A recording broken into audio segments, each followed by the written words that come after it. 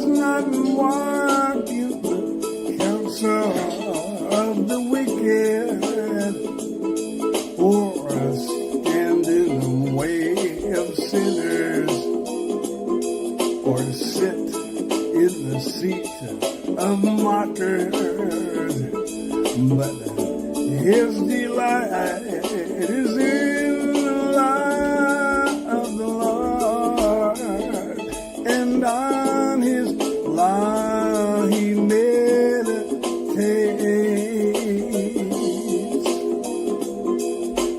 day and night. He is like a tree planted by streams of water, which yields its fruit in season, and whose leaf does not wither. Everything he does prospers, not so the wicked. They are like chaff that the wind blows away. Therefore the wicked will not stand in the judgment, nor sinners in the assembly of the righteous. For the Lord watches over the way of the righteous, but the way of the wicked shall perish.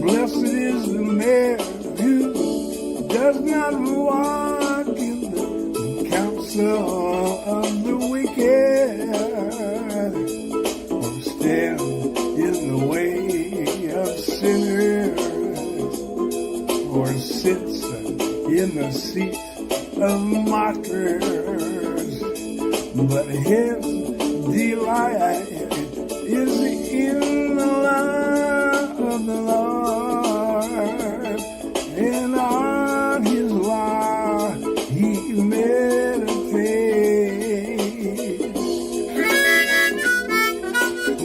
day and night. He is like a tree planted by streams of water,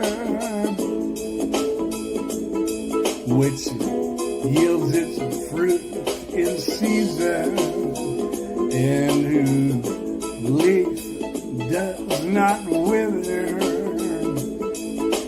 Everything he does prospers. Not so the wicked. They are like chaff that the wind blows away. Therefore the wicked will not stand in the judgment, nor sinners in the assembly of the righteous.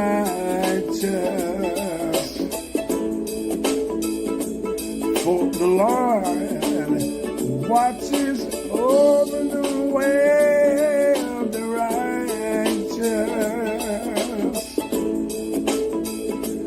but the way of the wicked shall perish.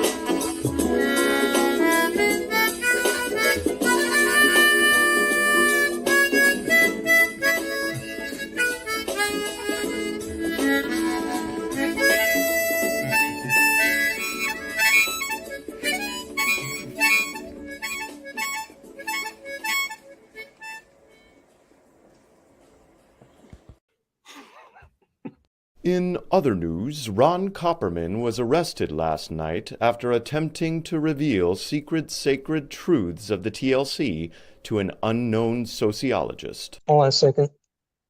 It's the cops. Oh no! Ron Copperman, minister. I set the alarm off. Oh my God, dude. What's your name, sir? Ron Copperman.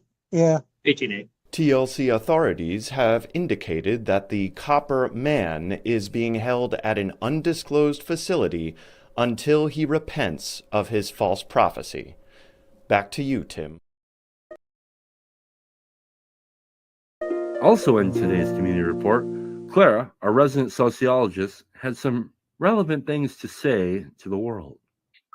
So this is my kitchen. You can even see that there is a fly trap behind me. That's something I would have removed if I had really thought about this, because that is disgusting.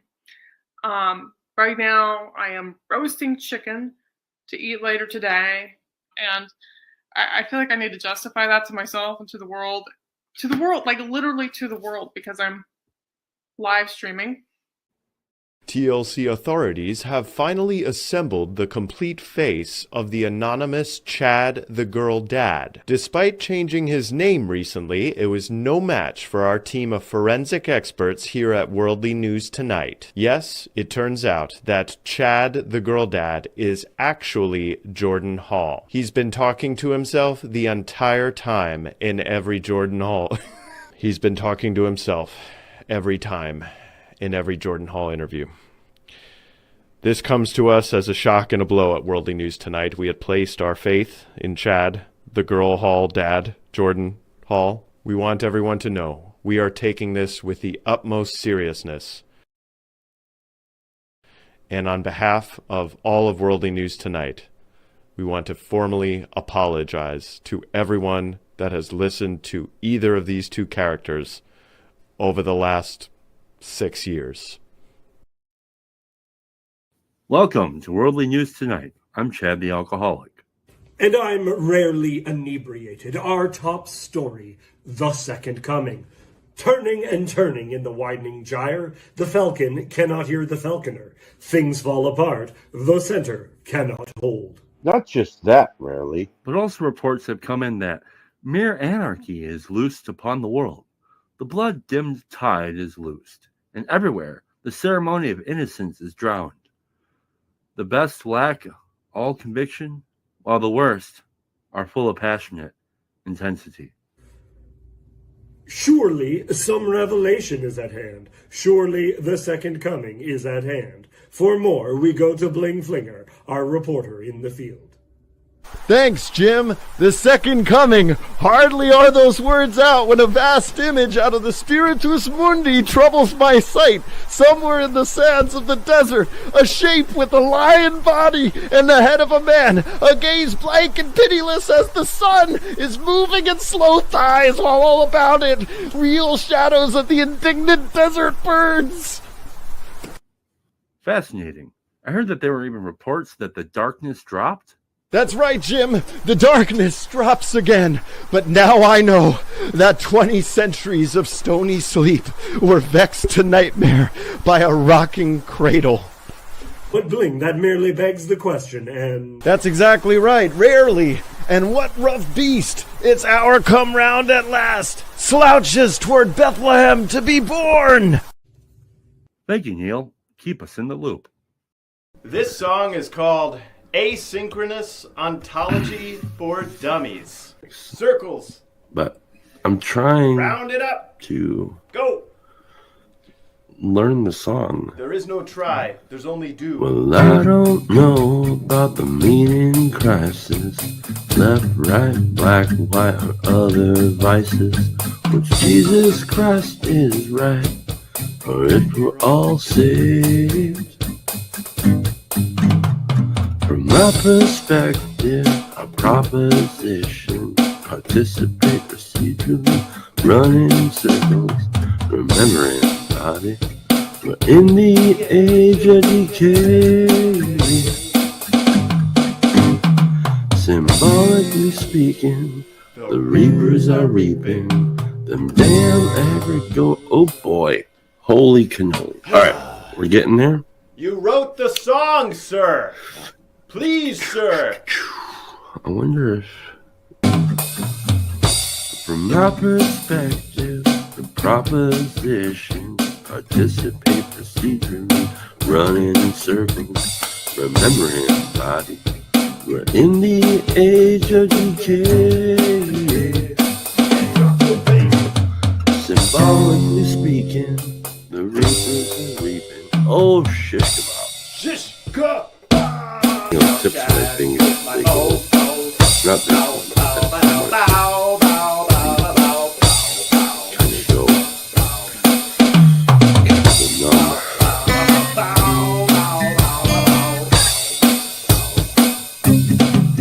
Here we go.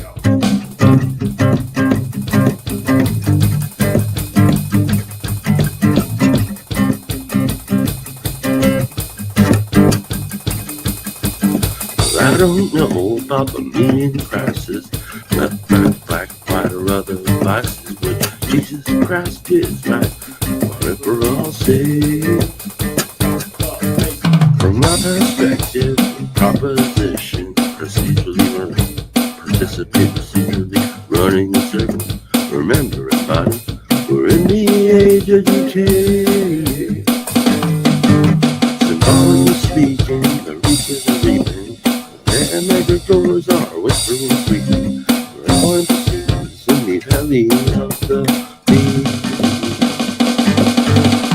Red pill, blue pill, red pill, mushroom, vitamin C. We're red and blue pill, got one and number two. We're all the same thing.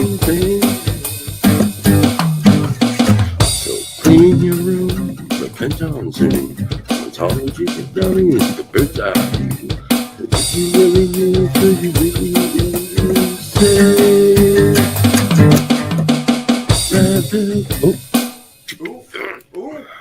Yeah. All right. I think I should be done with that because my fingers are Oh, my being fingers and bitches. toes. Straighten up, bitches.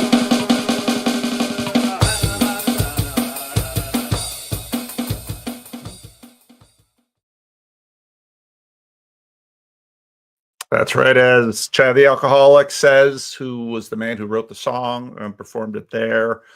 This is pure trash, but here we are for Chad's pure trash. We are going through his pure trash and finding what we can. And this is the Friday morning live stream. And I know I usually do first Friday of the month. I usually do Bridges of Meaning. Don't worry, Bridges of Meaning will get their Estuary round. I don't know when. Next week's going to be a busy week. Next week, Friday, I have a funeral, so I'm not going to be live streaming next week, Friday either. So if any of you TLCers want to live stream in my slot on Friday morning at 10 a.m. Pacific time, you're welcome to grab it. But this morning we have a very special Estuary style conversation. I want to get right to it because we have most of the people here are regulars, so we can zip through the introduction round. But there's one very special person for whom this is her first time appearing on the channel. Here she comes right here. Hello. Many of you don't know Sophie, and I didn't know Sophie until ARC 2023, and I'm walking through the area where we would hang out and get our food, and someone said, Vandy! And I'm like, do I know you? And it was Sophie, and I got to know Sophie at ARC 2023. Sophie, how do you want to introduce yourself to this little corner of the internet? Well, I'm in the UK, and I worked for trigonometry, so I've just left actually for a bunch of reasons. I'm working on a lot of my own stuff, working on a novel, working on my own Substack, working on a bunch of things. But yeah, I work for Trig, and I also went on Trig as a guest because I have my own journey with. I used to have gender dysphoria and thought I was a man, embarrassing, but so I went on there to talk about the connection between autism and gender dysphoria, and so that's a lot of what I speak into as well. So yeah, there's lots of fingers and lots of pies. All right, and Sophie reached out to me when I was yet undecided about ARC 2025, and she said, "Oh, you should come." And she was there, and I saw her, but I hardly got any chance to talk to her at this ARC. So I'm glad that you've joined the panel. Thanks for having me. Also, another staple here, our own Bethel, who is muted, our own Bethel McGrew. I don't know, Bethel. Maybe just give a little short. You've been on the channel a number of times, going way back. Now you're currently is your main gig Substacking, but you're also writing for other things. Substack is like a third of my income right now. So yeah, I kind of stitched together Substack, opinion columning, and some offline contract writing for the Discovery Institute. So that's kind of, and it, I mean, when you put all those things together, it does well. So I don't know if this is going to crash another couple of years when the boomer money dries up or what, but that's why I tell people, if you can find a pocket of boomer money, you're good. There you go. Words to live by. If you can find a pocket of boomer money, jump in there. Jordan Hall, used to have some boomer money, but Jordan is now sort of living out there in North Carolina, hanging out with Christians.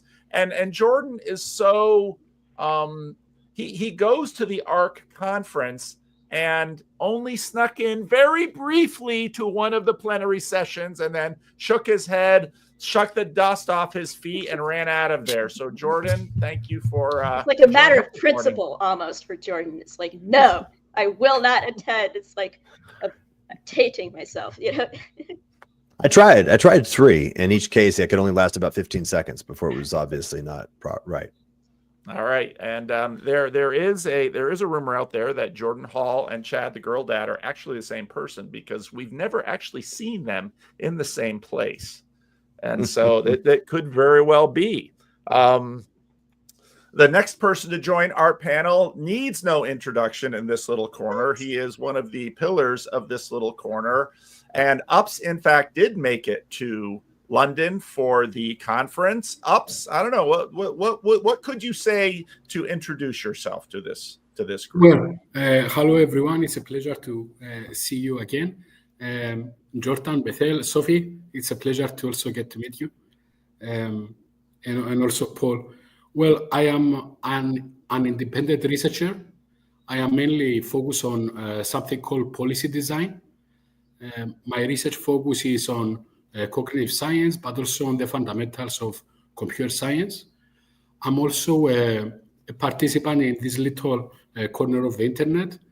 And I strive to be virtually not alone with the rest of this fine fellowship. All right. Thank you, Ups. Now, we do have another member of the panel who has not yet showed up. And part of my amazing Euro tour was getting to spend a lot of time one-on-one with the very famous Martin Shaw. And when I landed in Dublin and our last guest here was not at the airport to greet us, Martin turns to me and says, "How well do you know the Irish?" And I said, "I don't really know them at all." And he said something like, "They're very laid back people." And so apparently Marcas is so laid back that he has not yet been able to make it onto the live stream. But when Marcas finally realizes that he is late and the train has left without him, I will bring him in and he will have to get up to speed. Now, we are going to be talking probably about art, but we are going to do the style in an estuary format, which means that it proceeds like this. Introductions, which we've just done.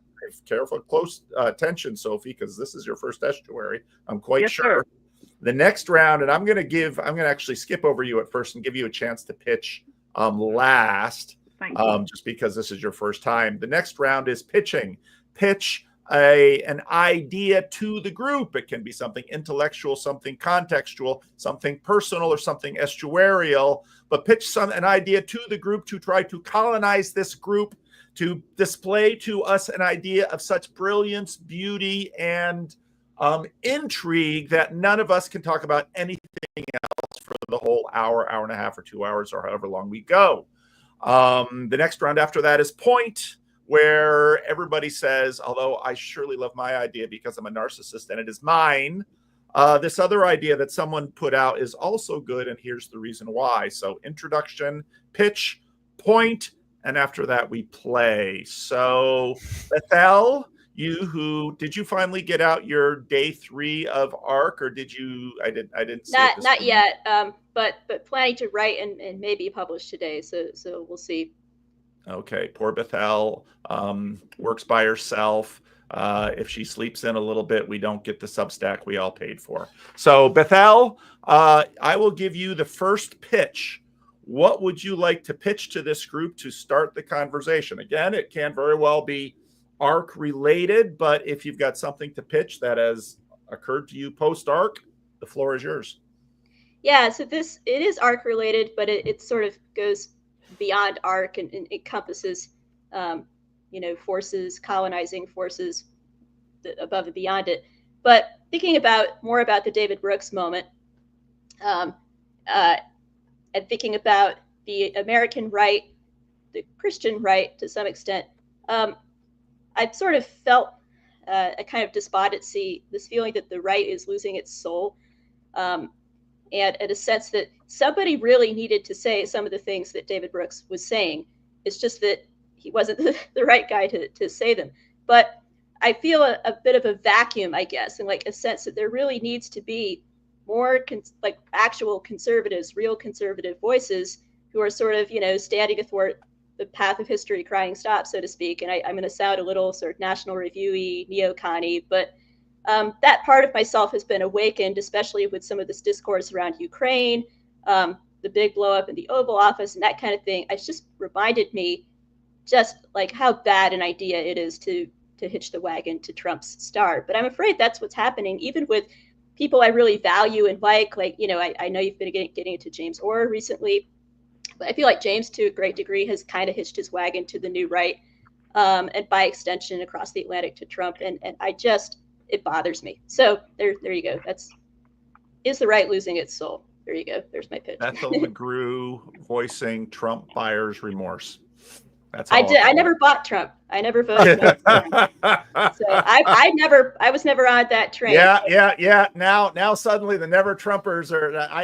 I was a never Trumper, then I wasn't a never Trumper. Now I'm a never Trumper again. So No, I was always a never Trumper. What's a never Trumper? Always a never Trumper. That's just all right. Nope. Okay, so there's Bethel's I'm consistent. pitch. Trump is not a conservative. Would a true conservative please stand in the road and yell stop? Yeah. Right in front of the truck that cannot stop. Yeah. All right. Well, here he is, fashionably late. Our own representative from the beautiful island of Ireland. Marcus, we're in the pitch round right now, and Jordan Hall is about to pitch. So Jordan, you're up. I think what I would like to propose, Alex, is ARC as the symbolic world under disclosure, meaning that there's the ARC is an occluded symbolic world. Wow. All right. That will have an attraction, just because some of us are going to quickly find our AI search engine and say, what does he really mean by occluded? So, all right, Jordan, good pitch. Ups, you're up next. What would you like to pitch? Yeah. It is also ARC related, but I can phrase it in terms of the whole wave that is going on globally. And I keep on noticing. So one of the things that C.S. Lewis wrote was about courage. He wrote, courage is not simply one of the virtues, but the form of every virtue at the testing point. So the idea here is that this is the testing point right now. And ARC is a response to that. And what I would like to ask and pitch is that, how do you feel about that? Are you comfortable with ARC being the response to this type of inflection point that is going on in the socio-technico-cultural sphere around the globe? Wow. Harris comes with a C.S. Lewis fastball. Good pitch, Harris. Good pitch. Marcus, you are very familiar with the Estuary Protocol. Martin Shaw warned me that the Irish are very laid back, romantic people, and sometimes show up fashionably late. And you did not disappoint. So, Marcus, do you have a pitch for us this morning? Yeah. Thank you for your patience, Paul. Actually, I'm going to blame Grace, my Zimbabwean wife, for the delay today. Oh, he's not been married very long. He just showed that. Oh, my days. The wife is never to blame, Marcus. You haven't learned that yet. She has ways of making you suffer that you've not yet imagined. So keep going. No, she doesn't watch any of our stuff. No, so I guess the pitch, Paul, would be very generic maybe, but I wonder after ARC, to the extent to which Estuary and face-to-face kind of dialogos has its place alongside the kind of shoulder-to-shoulder work that Rabbi Jonathan Sachs describes in his work, and to what extent we might offer both. And then in line with that, there's obviously a matter of scale, and you're going to be doing different things with Estuary in small groups as you would with something like ARC, but I wonder what way they might work in tandem to provide both of those elements going forward, so to speak. And a key thing is then institutionalizing those energies over a prolonged period of time. And then how do we do that? So a lot of the good work that I came across at ARC and with your Estuary protocol, it doesn't dissipate into the ether, so to speak. All right. There's, of course, a host favorite. Marcus bringing up Estuary in his pitch. All right, Sophie, you have seen 4 pitches so far. We're all excited because this rookie steps up to the mound. Now, I'm Seriously? an American, so I always think baseball terms. Sorry, I don't know anything about cricket. But Sophie, Well- what would you like to pitch to us? Well, I was going to pitch Ark as the occluded symbolic world, but Jordan's got there first. Instead, let's just go talk about how great McDonald's is and chicken nuggets. No, I'm just kidding. Yeah, I mean, I'm not as smart as you guys, so I sent Vander a little kind of panicked message being like, oh, how am I even going to compete with you guys? Not compete, but you know what I mean. Understand, keep up. That's the word. No, I have a lot of thoughts about this and kind of similar things to what you were saying, Bethel, in terms of what's going on with this movement towards the new right and the kind of problems of that and whether we overswing on the pendulum. But what I guess I wanted to talk about is we're seeing a really interesting shift in our churches in a local context in terms of the drawing of young men, particularly to church. And so just, I guess, not necessarily ARC related, although it was interesting to see quite a lot of young people at ARC and seeing how that played out. But yeah, I'm interested in your context because obviously you're all in different places in the world and whether you're seeing a similar interesting move of the Holy Spirit that we've been seeing in the last year, I would say, maybe not even the last year, but a really interesting move of the Spirit. I think it's been happening in the IDW, if you want to call it that, whatever this is now. People don't really use IDW anymore, but that's been happening for the last couple of years in a significant way. But we've started to see it really like kicking off in our churches in a local context. Lots of people turning out to church, lots of young men particularly, lots of new kind of fruits of the Spirit, lots more healing, lots more kind of desire, lots of people being set free. And I know that that's consistent with was a New York Post article, was it New York Times? Probably New York Post, about young men now kind of outnumbering young women coming to church for the first time in quite a long time. New York Times, in fact, not the Post. Was it New York Times? Oh, really? Wow. Okay. I thought it was, but then I thought maybe I'm why would the New York Times ever write that? No, you're right. It was them. Exactly. Yeah. So yeah, I'd be fascinated to hear like if you see anything similar happening in your context. Okay. Well, I know because the question has been raised. Sophie is in fact a Christian, and when last I checked, you do not attend an Orthodox church, do you? No, you guys are Orthodox? No. Okay. No, I go to I guess charismatic evangelical church, which probably looks maybe a bit different because in the UK, like, yeah, things are very different in terms of what you might consider in the States a very like radical evangelical church. We probably would look quite moderate, but really we're just reformed and try really hard to stick to Scripture. It's actually part of the New Frontiers movement, if that means anything to anyone. Okay. Jordan's like, no. Yeah. New Frontiers, David Stroud, Philippa's husband, leader in the New Frontiers movement in the UK. Yes, indeed. All right. I think that was a great appearance as a rookie on the pitching mound, Sophie. Well done. I was not going to let you back out of this by any means. I will pass on the pitching round, as I usually do, as the host. And now we move forward to the pointing round. Bethel, what idea did you hear that was not your own that you would like to point to that was placed on the virtual table? I'd love to hear Sophie expand more on what she's been seeing, because I think she's better placed to kind of put a finger on that pulse than somebody like me. I'm a bit of a hermit. I go to a tiny Presbyterian church where it's like, families of middle-aged people. And so, although I did have a really interesting encounter with a young Catholic in my town who like went directly through that pipeline, that angry atheist to Jordan Peterson to passionate Catholic pipeline. So that's a very interesting story, but that's just anecdotal. And so I enjoy hearing from people who are more plugged in that respect.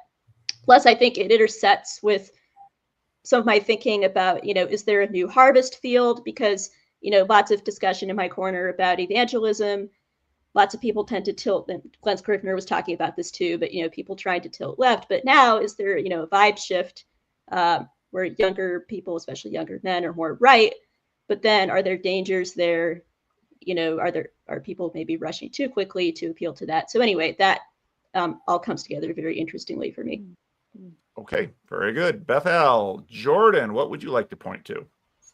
Well, I'm very attracted to the notion that the we call it radical evangelical charismatic multiplied by English equals American Anglican. I think that feels about right.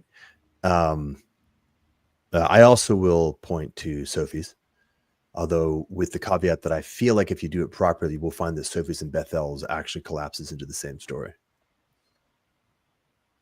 All right.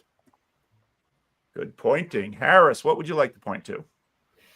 Yeah, I also like Sophie's pitch, and but also I really like Jordan's, the one that has to do with the symbolic world and in relation to being included to the ARC conference. So I will be splitting my vote to the two. All right. Vandy. Hi. Yes, Sophie, you have a question? Sorry, it's probably a bit late. But before we're doing all the voting stuff, I'm not really sure. I mean, Jordan only gave one sentence, and I didn't understand it. So I was wondering, before we go to the next bit, could I hear just a little bit more? Jordan, could you Jordan. you've been very brief. Could you expand a little bit your pitch on the ARC as a polluted symbolic world? Okay, I'm trying to decide if the correct answer is in fact just no, or but so it's easy. So something like if you spend time contemplating how ARC actually showed up, the notion that ARC is a symbol of what's actually happening in reality and how we properly our relationship to reality. That will disclose some very powerful things about what's actually going on in a way that you wouldn't get if you just looked at it directly. Right. Okay, that's great. Thank you. Okay. Marcus, what would you like to point to? Yeah, so I will go with the move towards the right, so to speak, or more radical forms of Christianity. In part, through the lens that interests me is C.S. Lewis's notion of chivalry, and what Michael Martin's been speaking about. He's talking about the need for knights rather than just monks, and maybe an alternative to the rad trad stuff. I think would be nice. Okay. Well, that sort of connects to my idea as well, because I feel like by falling in line behind a masculine figure like Trump, it's sort of conceding to a very bankrupt representation of masculinity, and so there needs to be a recovery of actual chivalric conservative masculinity. So that connects nicely. Okay. Sophie, your turn to point. What would you like to point to? Yeah, I think I'd like to point to Bethel and what she said. I went to the NatCon conference, was it a couple of years ago? And I had similar feelings at that, which is I found that there were Christians there who were using their Christianity to facilitate political change. And I'm really concerned that I think as Christians we should, well, I'm personally only interested in politics as to the extent that it facilitates the building of the kingdom of God. And it upsets me deeply to see Christians moving towards the opposite. So yeah, that'd be interesting to me. And also what Jordan said, that sounds really fascinating. I'd like to get into that. So can I split my vote between Bethel and Jordan? You can indeed.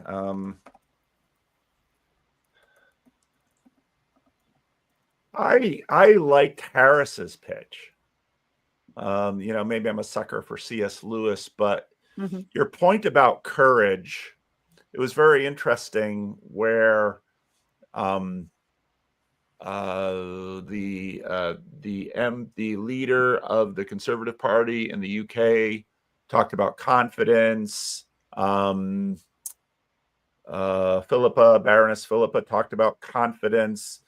Ayaan Hirsi Ali has not stopped talking about confidence from before and since she's been a Christian. And a lot of this has to do with, I think, gets at some of what's underneath Bethel's pitch in terms of conservatism. Now, I myself do not consider myself a card-carrying member of movement conservatism. I've never really sort of associated in that way. I'm sort of more with Sophie, and I definitely prioritize the kingdom of God, and I don't necessarily see that as being owned by any side of this increasingly disrupted, imagined right and left that we talk about. So yeah, I think Sophie sort of technically wins the vote, but I think as we've talked, which is good pitching, Sophie, it's excellent pitching for a rookie. But I think we all have a sense of where the angel in the conversation is gelling. So let's play. I'd like to hear still more, Jordan, from you about the relationship between the symbolic world and Ark is sort of including what's underneath it. And I think that's true. And I think that's a lot of what Marcas was getting at in terms of the fact that when you go to Ark, if most people, what they will see of Ark are the stage talks that will get put out on YouTube. But as I learned last year, and as you displayed this year, I think the real business of Ark is what's not being caught on video. So can you talk a little bit more about your pitch? And I think, that will probably get us into the other pitches as well. Yeah. So let's see. A few things just kind of like spice it, or how do you say it? Like put it up here first. Nothing is more conservative than eternity.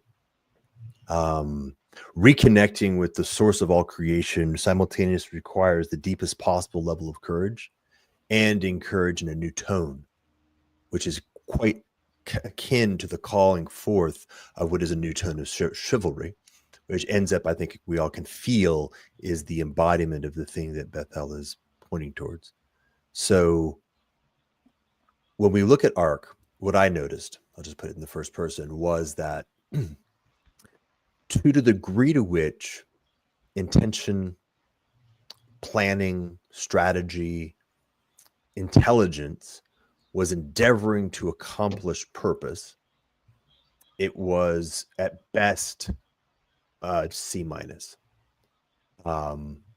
Even in the circumstances, with a few circumstances, like Bethel said, where Brooks came and said something that needed to be said, and this was almost like a breaking of the intent and purpose, right? It was a breaking through, even for perhaps even his own soul. Like he himself was aware that he wasn't the one who should be saying that.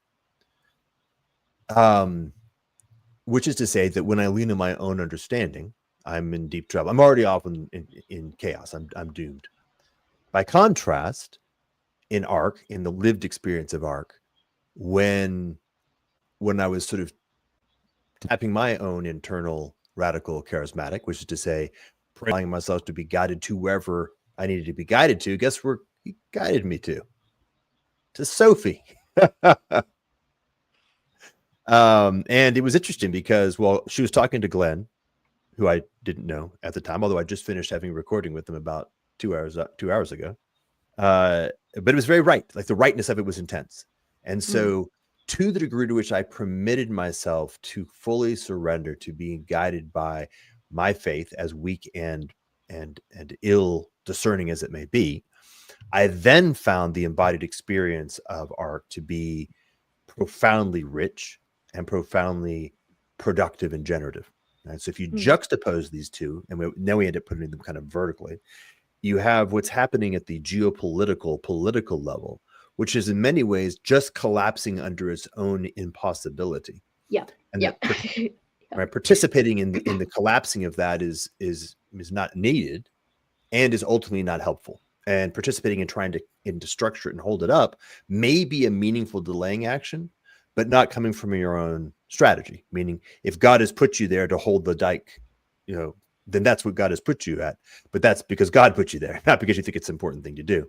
And by contrast, dropping all the way down, like dropping through the structures of even our understanding of the church and theology, all the way into just being in this profoundly vulnerable relationship with the Trinity, and then going from there as much as possible, from my point of view, without even a sense of what's happening until that has been made revealed, is actually the proper response to what's happening at the geopolitical and political level. So it's a profoundly radical proposition.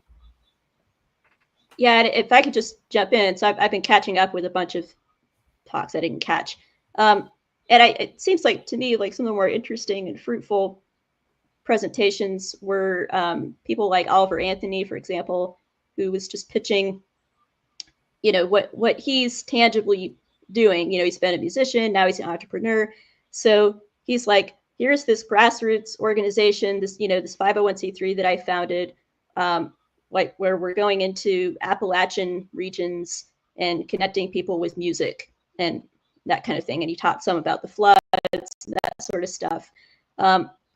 And also, I really enjoyed Sabin Howard, the sculptor who made this World War I thing that was unveiled in Washington, D.C. And so I do, just to speak a word for ARC, I do appreciate the fact that Philippa was trying to intentionally think about culture builders and not just people getting up and repeating some political talking points, but like, okay, who are the people who actually are creating stuff, building stuff, helping people, at a local level. So that is something they're trying to do, but it's mixed and mashed with all these other things they're also trying to do. And that's kind of the difficulty for art. Part of what I see happening, and a lot of it's in the chat right now, is some are saying, why do we need ARC when we have the TLC? We have our own conferences. And I think that's fine. All of these conferences are part of an ecosystem. And part of what's been most ironic about ARC is that the clearest articulation of their mission tends to be, James Orr just said it in a recent video, tends to be sort of the creation of small networks of elites who can affect social change. And I would argue that there are many different kinds of elites, and part of the difficulty of, I think Mary Harrington really put her finger on it.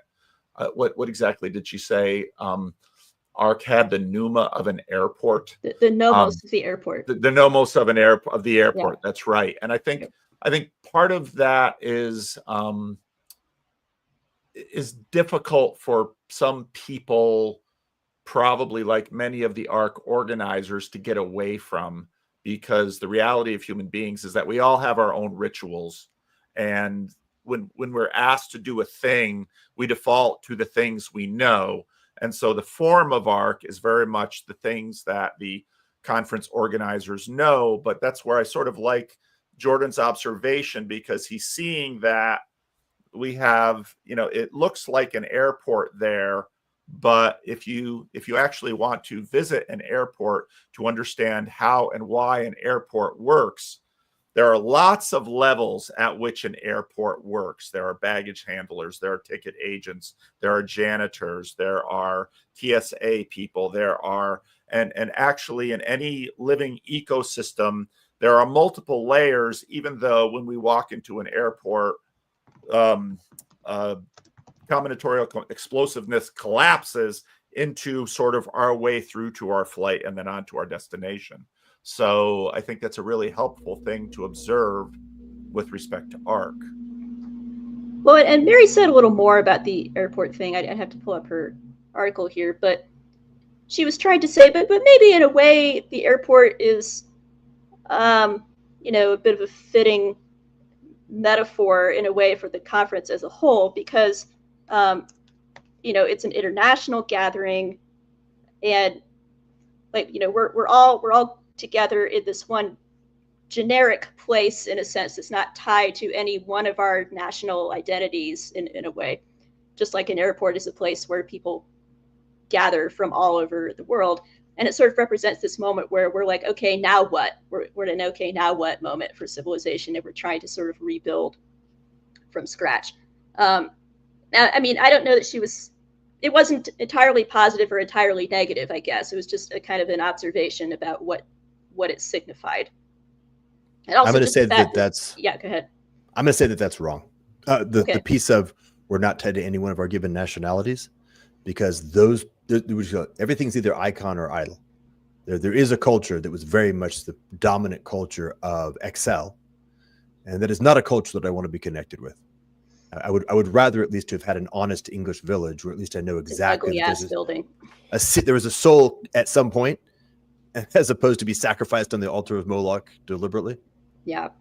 Well, and I mean, Paul Kingsnorth would have just been breaking out in hives, right? Just like looking at the place. It's like, this, you know, this is the idol of modernity. Like this right here, this ugly bit of architecture with no identity and no soul. And I mean, I can't really disagree with Paul, right? And you, Paul, were talking about how when you were in Galway, you were meeting at this lovely church with like all this history or whatever. And to his credit, you know, Douglas Murray actually kind of put a bit of a finger on the architecture point specifically. Yeah. And he was talking about, you know, the distaste for brutalist architecture and people walking around looking at buildings that tell them you don't matter. I thought that was a profound little, very passing line in his talk. But Douglas is attuned to those kind of aesthetic layers. Yeah, I wonder if ARC suffered from the same sort of thing that I'd say the Protestant church has been suffering from, or at least. Again, I can't really speak for outside of the UK, but there was definitely a movement away from the aesthetic because it was associated with dead religion and people just kind of going through the motions. And that was very much the case in the UK. And people, so even like my own movement, which you know, I loved a bit in so many different ways. What we did was we kind of said, okay, we don't want people coming into religious buildings and sort of that are kind of dead.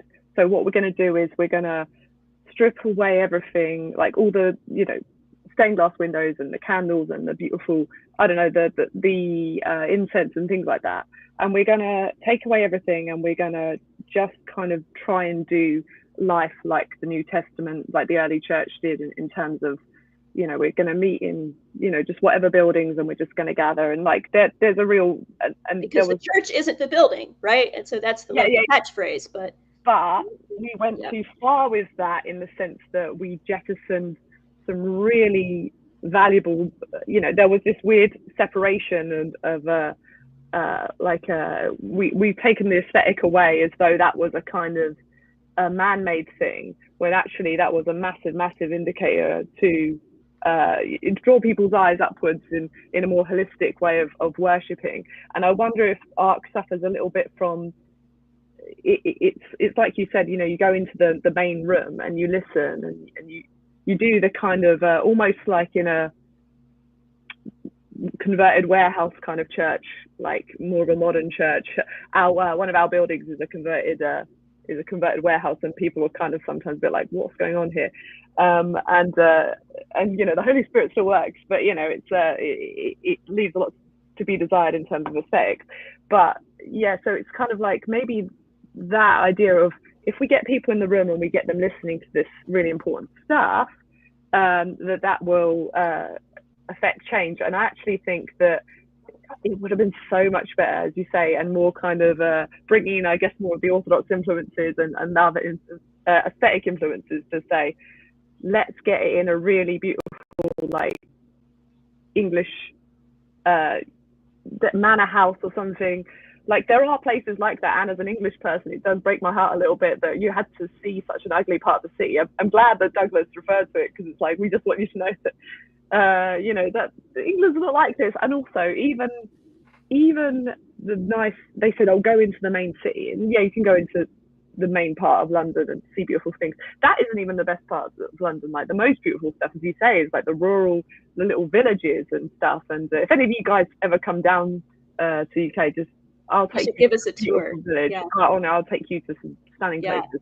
But yeah, sorry, I'm rambling, but you get the idea, I think. No, I do, and I wanted to connect back to Marcus's pitch, because I think this is related to the problem of scale, because ARC has this idea, okay, we want to try to get as many people crammed into this one building as possible, and there were even these rumors about them lowering the ticket prices over and over, that kind of stuff. But like, at what point is it just too much? Is it just too big?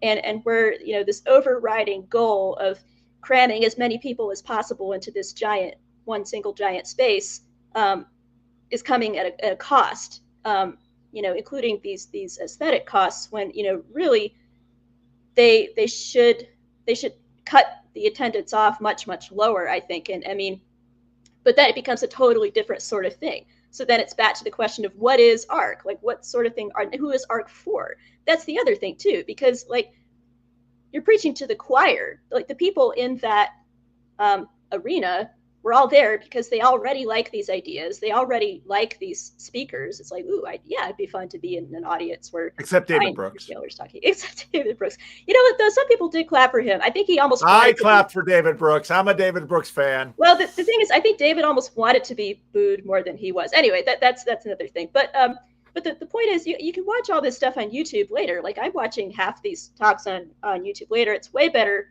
video audio quality than I got just sitting in that giant room.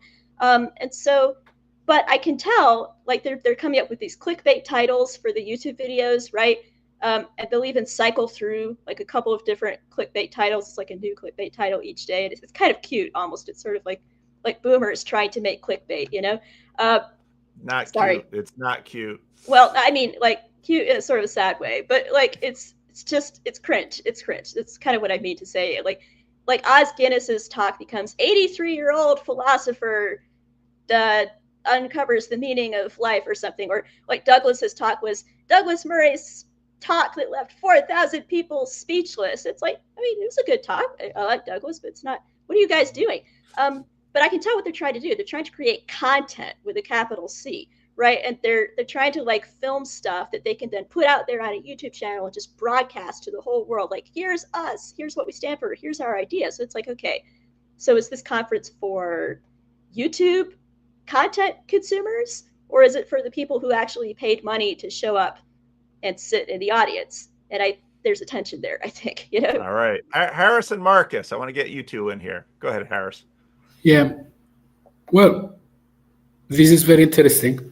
One of my, and basically this is, I think, the only critique I have of ARC is that ARC got created in a sense as to oppose the current trend of the very big organizations like Davos and UN and all of that. WEF stuff, yeah. And exactly, WEF. And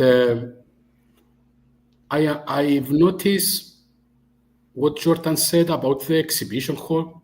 Like, the owner of the hall, the Excel in London, is the Atnec Group that has these very large venues in not only London but also in United Emirates, and it is the main venue that those organizations are using.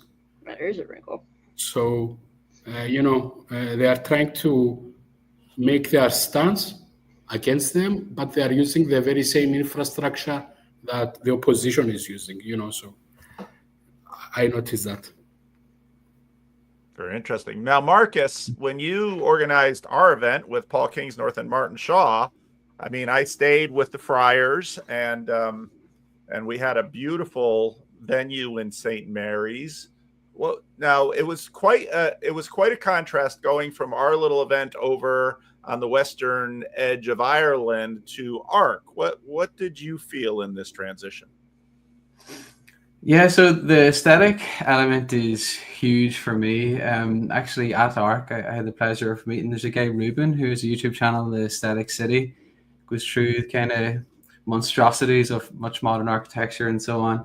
And he actually put me in touch with, through recommendation, with James Stevens Curl, who's from Belfast originally, and he's written a book about making dystopia about modern architecture and so on. So I think that's very much right. I used to live in Southwest London, and there certainly are other parts of London which will be a lot more convivial. To Bethel's point about, then that's in line with the purpose. But even if you want a large crowd and have different breakout spaces in more convivial, kind of a more aesthetically pleasing environments, so on, that would have been nice. I think so that has been part of my concern. But aside from that, I'm kind of curious about some of your thoughts about the thinky talky element. So that's given the scale you had, you're still the experience was mediated through the screen for the most part. If your eyesight's like mine,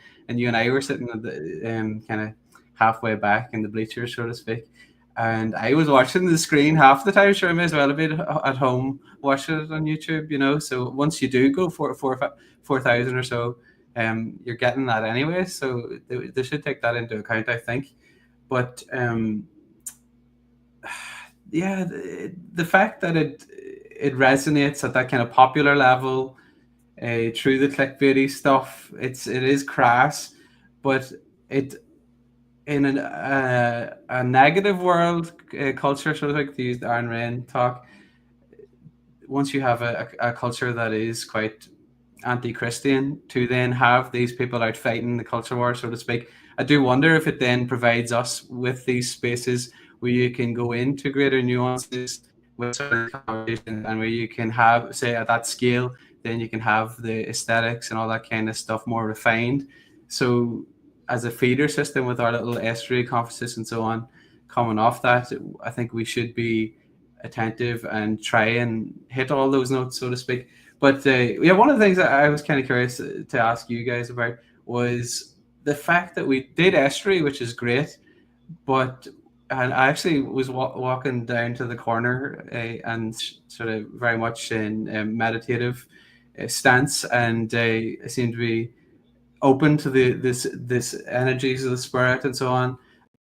And I just feel like I think that we missed an opportunity as a group to pray together in the corner, for example. And my wife being Zimbabwean, as I mentioned, part of her culture is very musically rich, and people just very spontaneously will break into song at our wedding, which a lot of the Irish people weren't used to. They came out. There's actually, unfortunately, a funeral after our wedding. We came out through the door of the church, and they were all singing and everything, and people were recording on the phones. You know, they weren't used to it, and Armagh where I'm from. But yeah, so there's so many Zimbabweans and folks like that there, and I wish that we had have even got in touch with them, and we had a kind of musical element and all to take us out of the thinky talky stuff alongside the aesthetics. I don't know what your thoughts on that. Well, they tried to have these little musical interludes, which were like didn't work for me. They didn't really work the previous time either. I mean, I know for the first arc they ended with this big performance of "Do You Hear the People Sing," which, like, where's that coming from? I don't even. And so I think they want to try to do that, but they don't quite know what they're doing. Sorry, but like they don't quite know what is the musical mood of the conference. They don't really know, so it's sort of all over the place. I don't know. Maybe that's a bit harsh, but yeah. It's disconnected, isn't it? Yeah. It's disconnected. Well, you know, part of what Christian Baxter, who just joined the comment section, said was he came to England for the first time and had hoped to be in England because unlike many places in America, England has deep roots. And the last thing he found at Ark was anything that seemed rooted, which sort of gets back to what Bethel was pointing to. And, you know, I can think of a number of ways to play around with Ark, but part of, I think, their anxiety and fear is that I'm not sure they're giving themselves any license to play, which is a big quality in the TLC with all of the silliness and branding and inside jokes that we do. Well, and to be fair, I understand their concern. I mean, I understand just the enormous amount of pressure. And if you watched there was about 10 minutes where Ian Hearsey Ali was interviewing Jordan Peterson. And I thought that was a helpful and clarifying 10 minutes because they were discussing, okay, what's ARC for? Where do we go from here? What are your goals? And Peterson was really emphasizing how careful they wanted to be to try to be political-ish, but not too political per se, because they were very conscious of like, everybody is watching us to see if we cross a certain line or we stray outside the Overton window in any way. Like, he didn't use those phrases, but I knew that's what he was trying to convey. So, you know, that's why they're gatekeeping. That's why they're not allowing certain people on stage, which I might even agree with some of those choices to not allow certain people on stage. But you can tell that that's very much governing the purview of the talks, that it often feels like it's not quite touching down and like really getting into the stickier stuff or the harder stuff. It's trying to kind of leave it at a level where, oh, okay, that sounds good. Like everyone can kind of get on board with that. And we're not going to have nasty hit pieces from, you know, The Guardian or whatever about this. What if, imagine if they had taken 10 musicians and had them in different locations throughout the venue, armed with only an acoustic instrument, and each one just began singing whatever they were moved to sing. People began to notice that there were multiple different things going on, and they began to self-organize and congregate around the spirit of music that was most compelling to them. And then imagine if we discovered that at a certain point, they actually began to collapse into not just 10 distinct, but they actually started to harmonize. Like, that would be a very like powerful flash mob sign. kind of Yeah. thing. Yeah. Like so not the, see, the problem is if they're trying to do this thing top down, then the only thing they can do is tepid. But bottom up might be, Yeah. By the Oh, way, I gotta go. Okay, Jordan, thank you for coming. Bye, Nice guys. to see you, Jordan. Peace. Take care. Go ahead, Aris. So yeah, by the way, I do believe that there was value in attending the big conference hall, the amphitheater, and in a way, as opposed to watching the talk afterwards on YouTube, you got the chance to actually meet some of the participants there, and then also to get the vibe from the audience, the general vibe. But yeah, that was another aspect that I really liked in terms of the actual participation. Like, I remember I was listening to one of Jordan Peterson's talks, and I sat on the first row, and right behind me, it was like Robert Dreher. And I go to him, hey, I am a friend of your I'm a virtual friend of your friend, Kale Zelter. He was like, oh, Kale, you know. So there was something there. And going back to the whole idea of the symbolic word that Jordan mentioned in his speech, yeah, I believe the symbolic word of Jonathan Pajot got nested within ARC, also during the previous conference, I assume, but also within this one. And in a way, TLC also got nested within ARC. So there was a lot of participation there from the TLC community. And yeah, from my interactions with people there, when they asked me what was the funnel that got me into ARC, when I told them it was through TLC, people knew about TLC. So that was something like I really liked.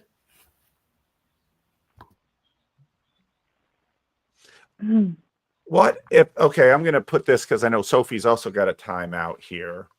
and I'm going to give each of you a chance. If Jordan and the Baroness and Paul Marshall come to you tomorrow and say, now you went to ARC and you appeared on that asshole Vander Klay's video about, because he's always criticizing us. He's never giving us any love.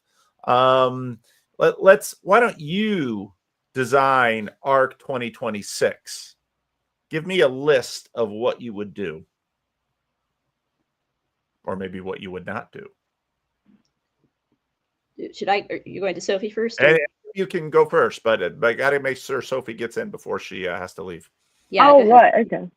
Oh, well, it's okay. I was just, that's a big question, but I was, one of the things that I thought was the most valuable was Paul's beard, actually. One of the most things that was most valuable to me was these kind of meetings with groups of people, small groups of people, in a kind of deliberate fashion. So like the drinks receptions were a bit difficult because there was just probably too many people.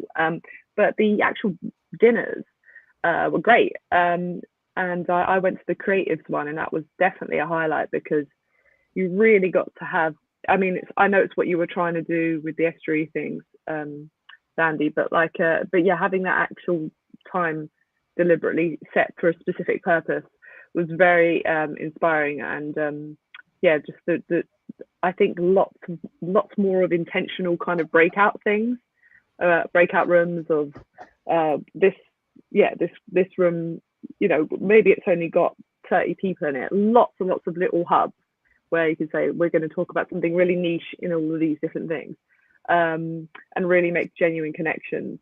And also, I think this idea of, I know it's a bit difficult because it's not technically a Christian conference, but this idea of, like you were saying, Marcus, having that almost like you could have like worship places, you could have a worship room where people go in and pray and worship. And obviously I could see that devolving into a kind of, well, then we need one for every faith and the sort of, but I'm thinking aloud, but yeah, so I think, and obviously we talked about being in a proper English venue.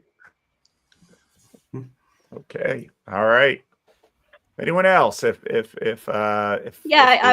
would echo, a number of things Sophie said. I enjoyed the dinner as well. I had this wonderful conversation with a young Dutch Jewish journalist. That was definitely one of the highlights of the whole conference for me. And it would have been nice just to chat more with him. Like I didn't even necessarily need a dinner panel, so to speak. And so one comment I would make is that it felt like in general, the panels really did not work this year. They were way too short. There wasn't really time for the speakers to actually interact with each other. It was, a couple hosts were better at facilitating that than others, but I think they should have just done away with the whole idea of little 20-minute main stage panels and maybe done more of those hour-long live stream things on the side. So I really enjoyed the one I went to with Jonathan Peugeot and a couple of other artists and Konstantin Kisin interviewing them. That was nice. There was a similar one I could have gone to on the day we did Estuary. So I think I would shift the panel energy to those kinds of things where there's more space for genuine interaction between the panelists and between the panelist and audience. Where was that Kisin Peugeot thing? I didn't hear anything about that. It was on the schedule. So there was a whole little kind of live stream corner of the exhibition hall. It was actually like right next to us at Meeting Place. Oh, that other corner. Yeah, it so wasn't like our corner. It was a different corner. Yeah. So you would have seen like a whole bunch of seats. Yeah. And that's why it was so noisy all the time, because the sound of the arena was being piped in for people who felt like watching by live stream instead.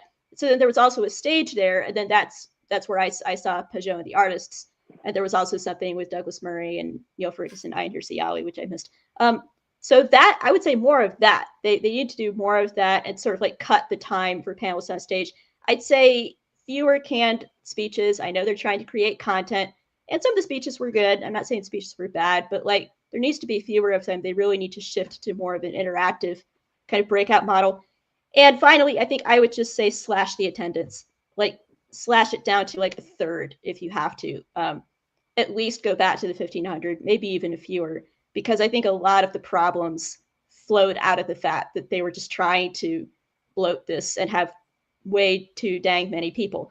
Because if you had just fewer people overall, then something like those mixers could be more manageable. It could feel like a place where you could actually go and have a conversation with somebody instead of, in my article, I described it like wandering around a basketball court sized room trying to find somebody to talk to, and I didn't really. I mean, I found like maybe one or two. Yeah, you're short. How are you supposed to see anything? I mean, you're Thank way you. down Yes. here. Right. Yeah. I yeah. can see people. You can't. Yeah. All right. Yeah. Marcus, you plan events. Ark says, Marcus, plan Estuary, Ireland. What would you? I'm sorry. Plan Ark, Ireland. What would you do?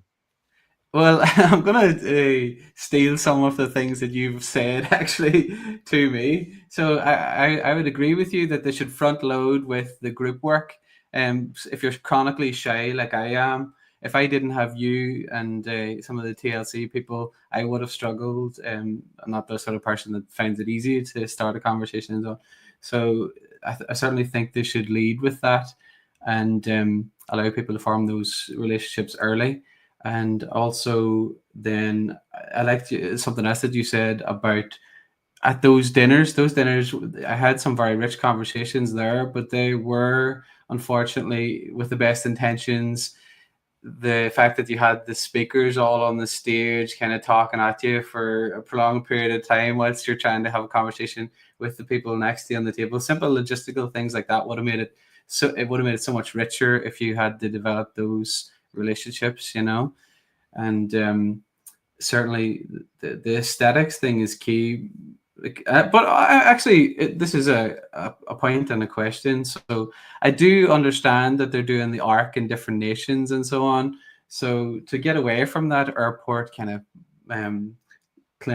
what would you say, just crushing uniformity, how is it going to play out kind of within the distinct nations? So obviously in Ireland, we had a very distinct Irish flavor, so to speak. We had the girls, the Sean Noss singers, singing in the Irish language and so on. And I think the Christian unity obviously is Pentecostal unity and diversity.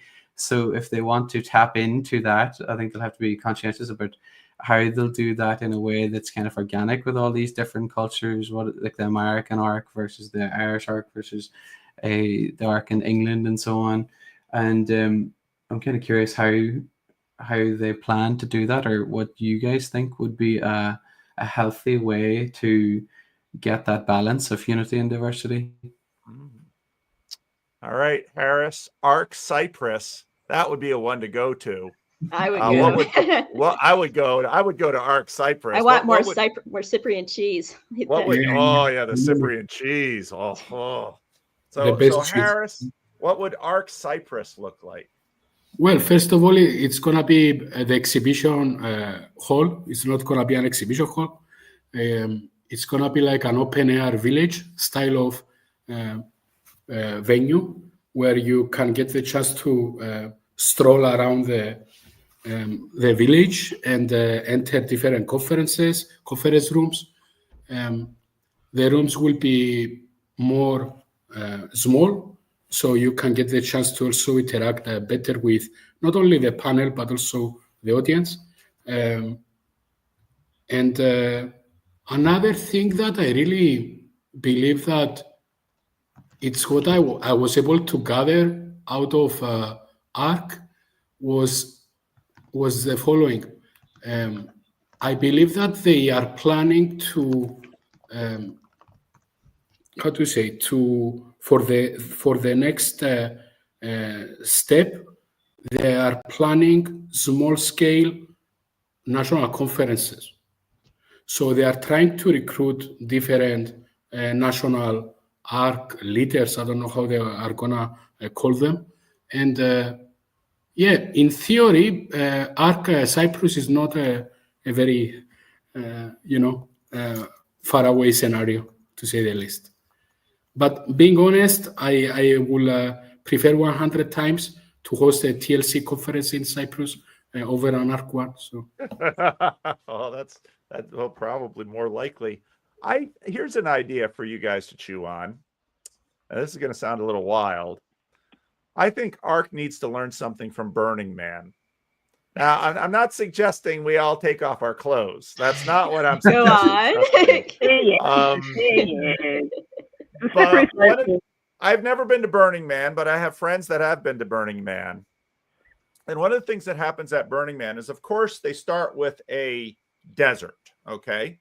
So in that sense, they're starting with the empty tilt-up warehouse that that Harris pointed out. Is it's so ironic that this anti-globalist movement embraces the globalist aesthetic.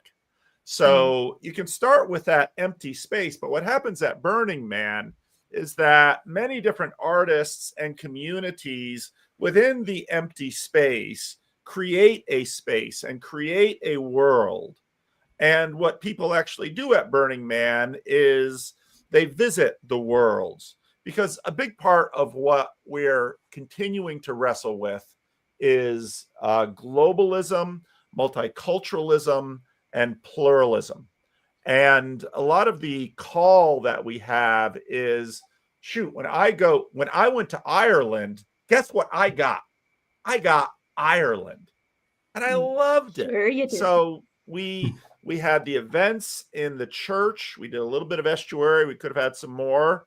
But then we had Vespers with the Poor Clares on Nuns Island. And then we went into the Catholic social hall, and Guinness flowed and music was there, and it was tremendous. And I don't have any Irish in me, but I loved it, and I had wonderful conversations with people.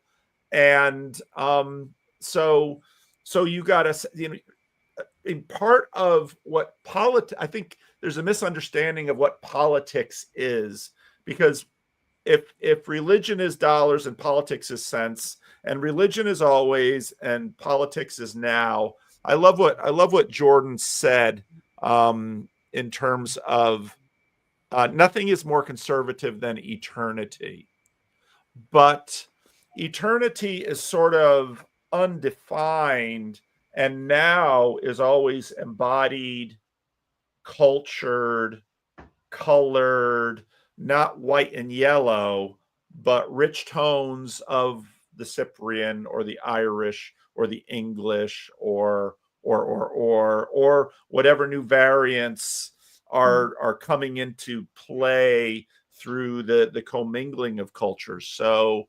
I think art could learn something from Burning Man, which I'm sure people will hear and sort of panic when they hear it. But Burning Man has something to teach ARC about, if you in fact want to have a movement that spans the globe, you're gonna have to figure out how cultures work.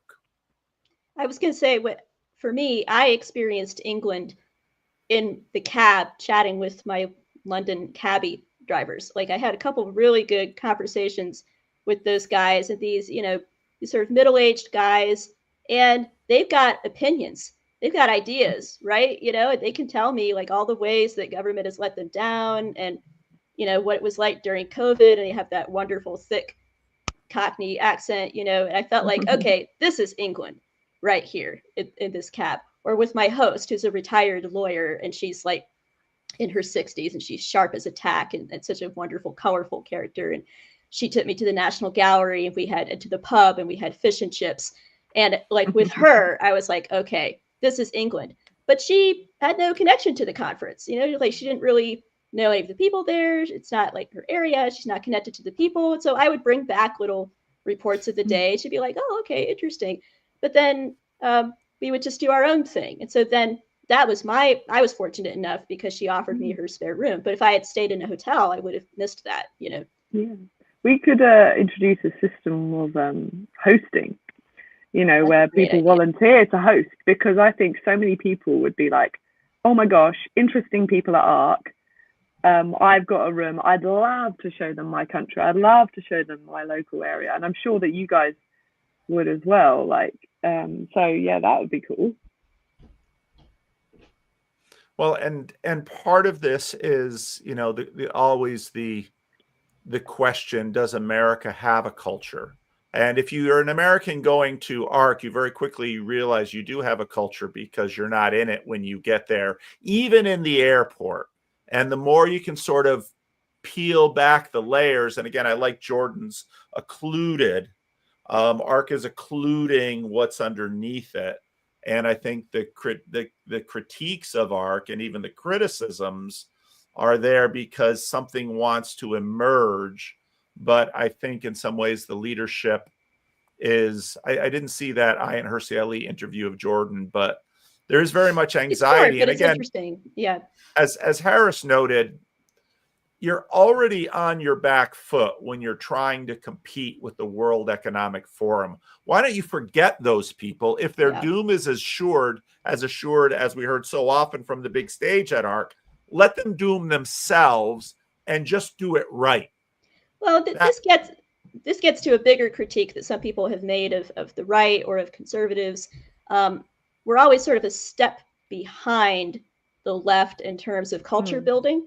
And so there's a risk of having everything we do be a reaction to something the left is doing.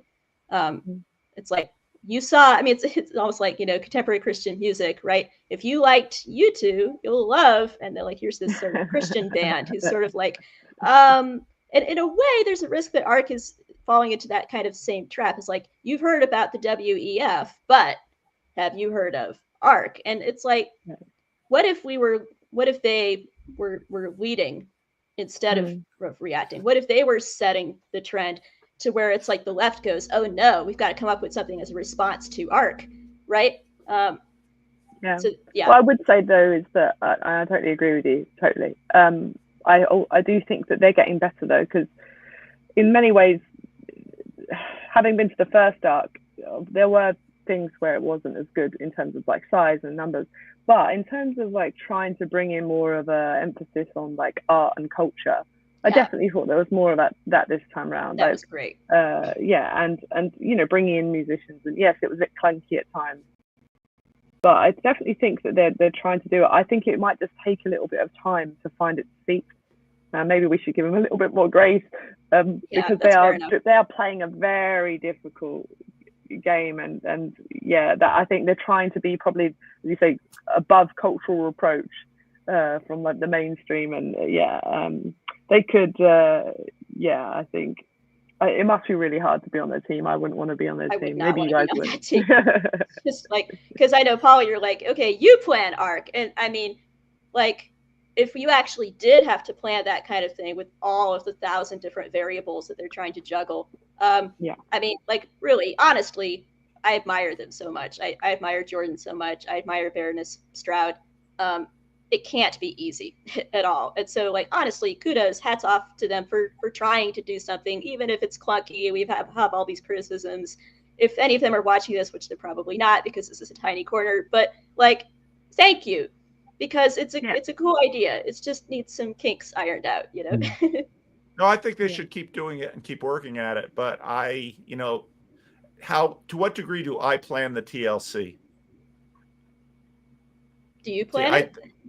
Do I plan? That's the question, right? Yeah. I probably do so quietly and in subtle ways, but for the most part, what's happened in terms of Thunder Bay and Chino and Northwest Estuary and now the Midwest Estuary and TLC Cyprus and TLC Ireland, one of the things that we see is every single thing that emerges at Breakwater and Tayo and England, I mean, everything that emerges has color and texture, because it's not me that's trying to plan it as a globalist. It's and I think Jordan, and I think they could do this, and I think it would cost less money, it would go more quickly, and it would be now. But I think part of the difficulty that they want is, you're exactly right, they really wanted to hit that 4,000 number. Why? Whose imagination does that number grab? Because someone might say, and many people have said, well, you had 150 people at Thunder Bay, you had 250 people at Chino, you had 100 people at, the TLC is, we're hundreds, maybe, 1,000 or 2,000 on our best day. We are tiny. What do we do? But we're in a hurry to take over the world, or at least to save it. And I think it's kind of a faithless posture. Well, and of course, there's an analog to this in the story of evangelicalism in general, and the story of evangelical church planting, and these seeker-sensitive big box church movements, where it's all about butts and seats, right? So you could say, in a way, the spirit of ARC is sort of like the spirit of evangelical seeker sensitivity, right? Let's have as many people in the sanctuary, the auditorium, as possible, so that then we can go tell people how many people we were able to draw, because it's about the numbers. I've heard people talk about church planters. Well, is this church planter a multiplier, right? Like, that's a bit of church corporate jargon I've heard somebody use. I hate it. I hate that whole spirit. Yeah. There is a charitable way to look at that as well, which is that, and I think it applies to ARC as well, and I'm sure that you're aware of it as well, in terms of they just want a lot of people to hear. Like, what can we do to maximize people being able to hear this very important message? But I am interested, because with the difficulty of it not being an explicitly Christian thing, there is there's a line in terms of how far you can, make demands of people not doing things out of, it's harder to sort of say, let's look at everyone's motives in this, and what are we aiming for, and are we building God's kingdom? They can't say that. And then you've got that injunction in 1 Corinthians to be not to be involved in telling what those outside the church are doing, and we need to take care of our own way of doing it, and we need to do it with integrity. And that's very hard again to do that on a kind of it's not multi-faith, but it's sort of multi-worldview, but sharing some consensus. Yeah. Well, here's a question: is estuary a Christian thing? See, that's something that everybody's been sort of racking their brain about for a very long time. Not a very long time, but because estuary hasn't been around a very long time. But, and it's sort of like, is the TLC a Christian thing? This is a bad time for me to say I don't know what the TLC is. Right. No, it's what ARC is, and so clearly we failed. But the TL, because part of actually what I just put out a link, and you were the first 5 to respond to the invitation to do this, and we did get all Christians. So there's a lot of Christians in the TLC, and there's a lot of Christians in the estuary movement. But and we talk about, Marcus, you talked about, why didn't we have prayer in the corner at ARC, but we don't have prayer at estuary. And so, again, part of what we're all struggling with on a big page is this question of, we're dealing with pluralism, we're dealing with embodiment, and I know ARC is really working that. And Bethel, your pitch about conservatism, because for me, I was really happy to hear James Orr say to Elizabeth Oldfield, who was coming to the Midwestuary in August in Chicago. I was really happy to hear him say, well, conservatism is only a couple of centuries old, maybe, which you hear that and you think, and yet at the same time, when Jordan Hall says, eternity is conservative. So I personally don't like, the first person that called me a conservative was Mr. Reagan. And I sort of braced. I thought, I'm not a conservative. Am I? I chatted about this a little bit with John Anderson, actually, and this will be, we recorded a lot of material, and I still haven't seen the final cut, but we actually had some interesting discussion of what conservative means. What is a conservative, and how it means different things depending on what side of the ocean you're on, right? Because there's this idea of British conservative or the Conservative Party or whatever, where like to an American looking over the pond, it's like, that's not what conservative means. It's like, well, okay, are we talking about in just a broad sense, like of we don't like rocking the boat, we want to be careful, we want to be cautious, like Roger Scruton, you know, don't change things too quickly. In which case Christianity could seem radically progressive in some ways, right? You know, pushing back against the status quo, or like the way first century Christians overturned the status quo of Roman culture, right? You could say that was, yeah, that was progressive, that was liberal, that wasn't conservative, if we define conservative as just keeping the status quo. But then as John and I got into it, we talked about, but there's a sense in which you could say conservatism is about what are timelessly true things. Like what are things that are timelessly true about human nature, the nature of men, the nature of women, the nature of family, the value of human life, all those kinds of things. And so then you could say, if we're trying to build a good definition of what conservatism is, it's about hewing to those timeless values and resisting movements that pull us away from them. And Jonathan Peugeot actually got into that in the stream on art as well. Like, what does it mean for conservatives to create good art? Go ahead, Harris. Yeah, what I wanted to add is that definitely there is a vivifying spirit that permeates both this little corner of the internet, but also the Estuary participants.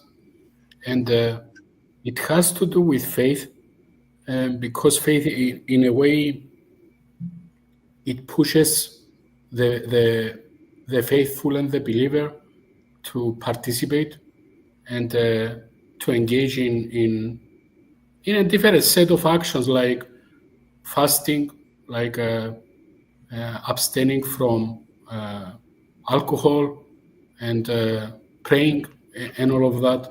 And in its own way, TLC attracts people and allows them to participate in good faith dialogue in this effort to vivify the spirit. So, yeah, I believe that both of them, they are deeply Christian, and not necessarily, but they are deeply Christian in their essence.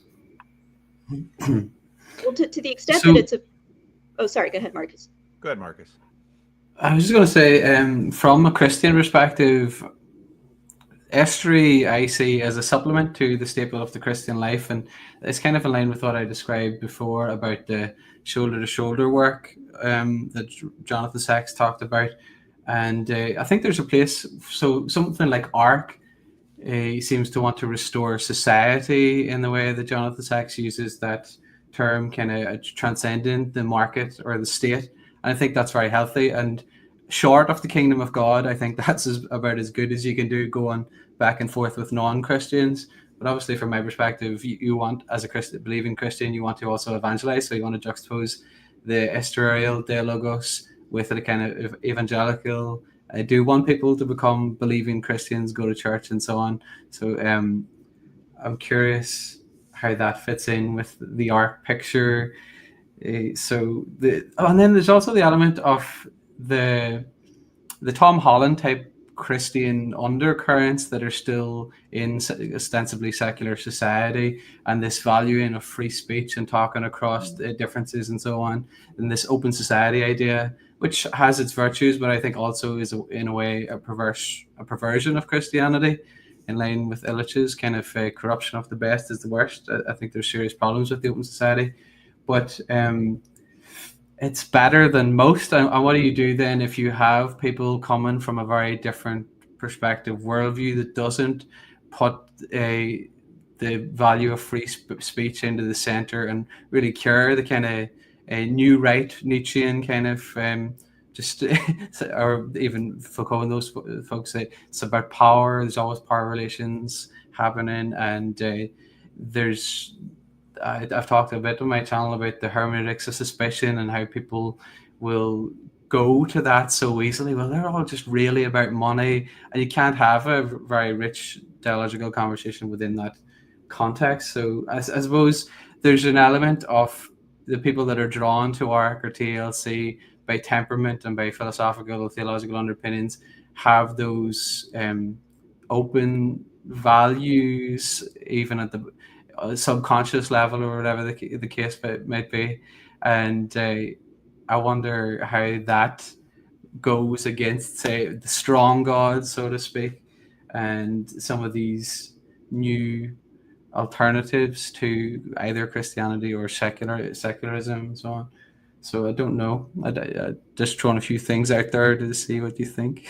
Well, I've seen some people, in my corner of Twitter, like some of the guys who write for American Reformer or whatever, who, I mean, they'll just say right out there, if I was in charge, I would tear down all the synagogues, all the Buddhist temples, it would be gone tomorrow. And so those guys are like actual Christian nationalists. I mean, the phrase Christian nationalism gets, it's become so inflated and it gets thrown at people where it doesn't really fit. But I've listened to guys who they really are the real thing. Now, I don't think there's really any risk that they're really going to attain power. This is where I think the left's concerns are overinflated. But they do exist. There is a real strain of strong God Christianity. That's how they see Christian power. That's like Paul Kingsnorth's nightmare, right? It's what he's talking about in his talk. That is non-existent in England. Let me tell you that. These are all Americans. Yeah. Well, I've never heard anyone speaking that way. Maybe you have, Marcus, but I really don't think that's a problem over here, thankfully. I have to go actually, but thanks so much for having me, and it's really nice to see you again, and nice to meet you guys down there. Thanks for having me, and hi chat and bye chat. Thanks for your comments. Sophie, thank you so much for coming. It's great to see you again. Bless you. Peace out. All right, peace out. I'll get out of here. How do I? Oh, there you go. How do I get out of here? That's what people say in the first 10 minutes in an Estuary meeting. How do I get out of here? This is going to last for 2 hours.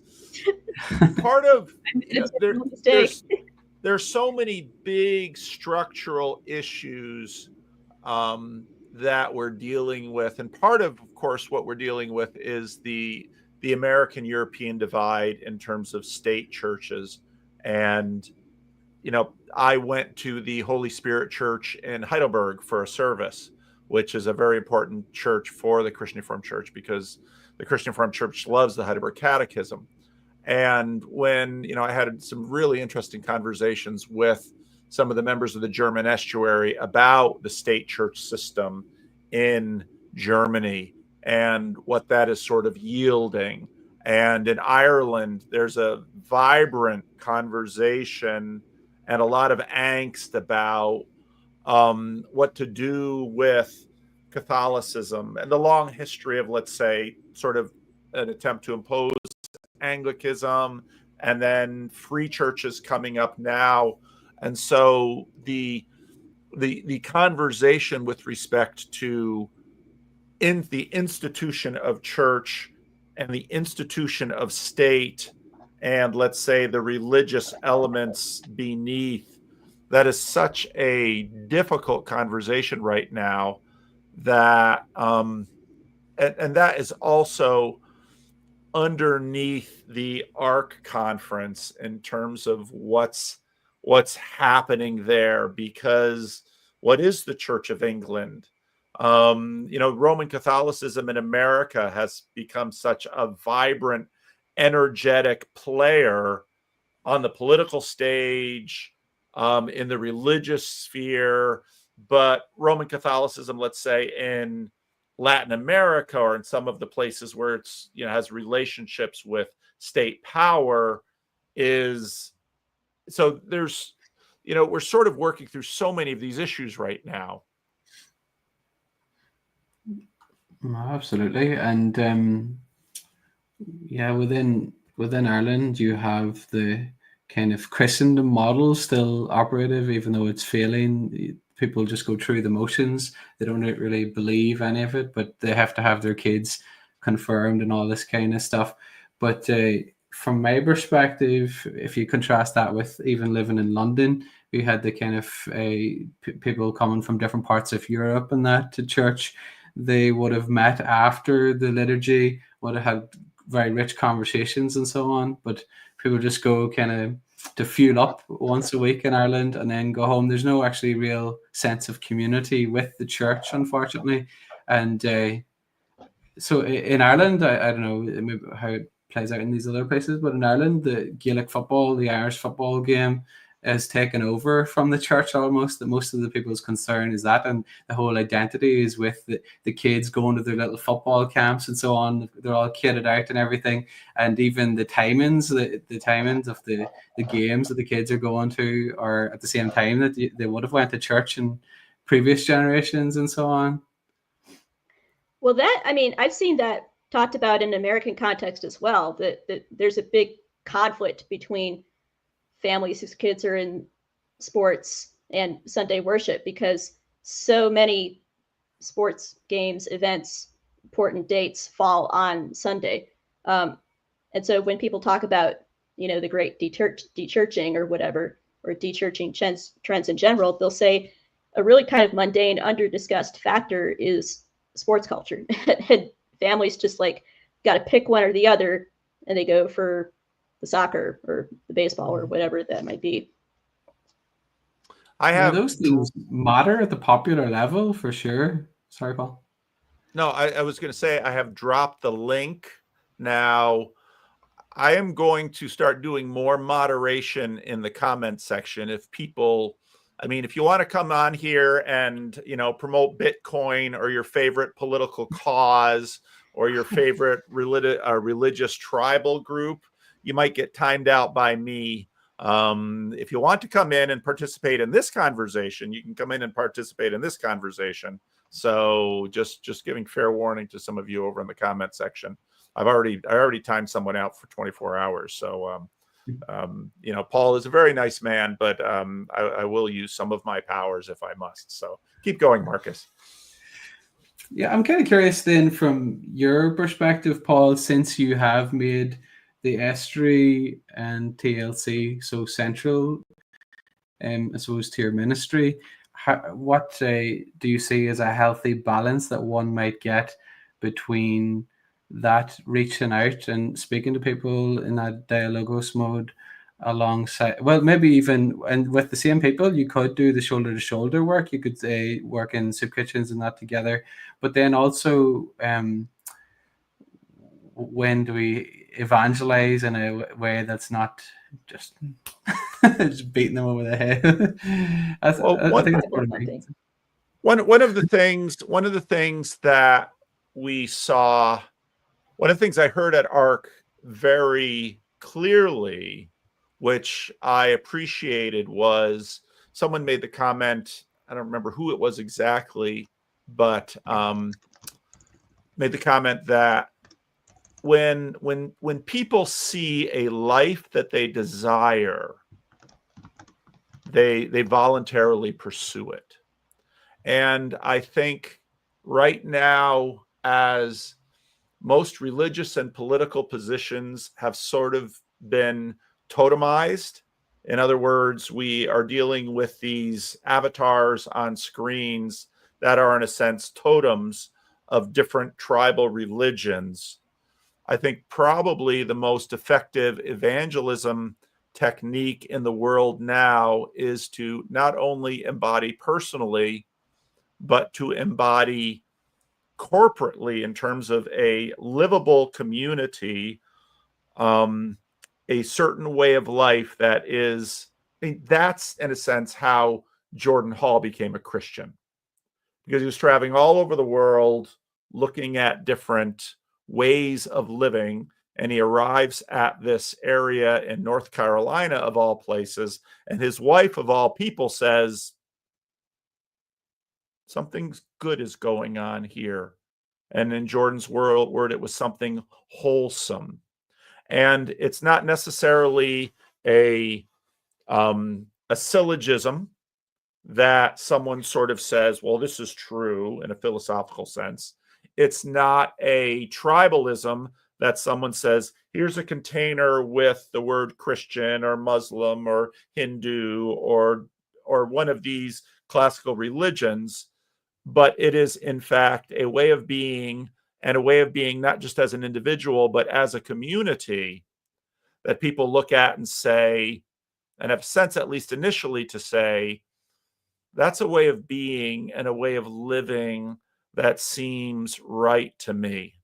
I think that is going to be probably the most effective evangelistic technique that we see, because almost everything else that can be distilled into a slogan or a pitch or a sales line is going to be very quickly dismissed and avoided as we swim in a world of consumerism. So in that sense, people keep asking me, is Estuary evangelism? And I don't know that Estuary is more evangelistic than the kind of village that Jordan Hall's wife saw and decided she wanted to live there. How's that? Thanks, Paul. Yeah, by the way, Paul, I really love the metaphor you've used with the totem for the cultural discourse. And one example that I can think of, it's a bit of funny, it's nothing too serious, but we used to have the ITW, and because the totemic structure works as a heap, in order to make the next move, you have to add something or top or even remove the previous thing. So what happened is that somebody removed ITW and placed DW there. So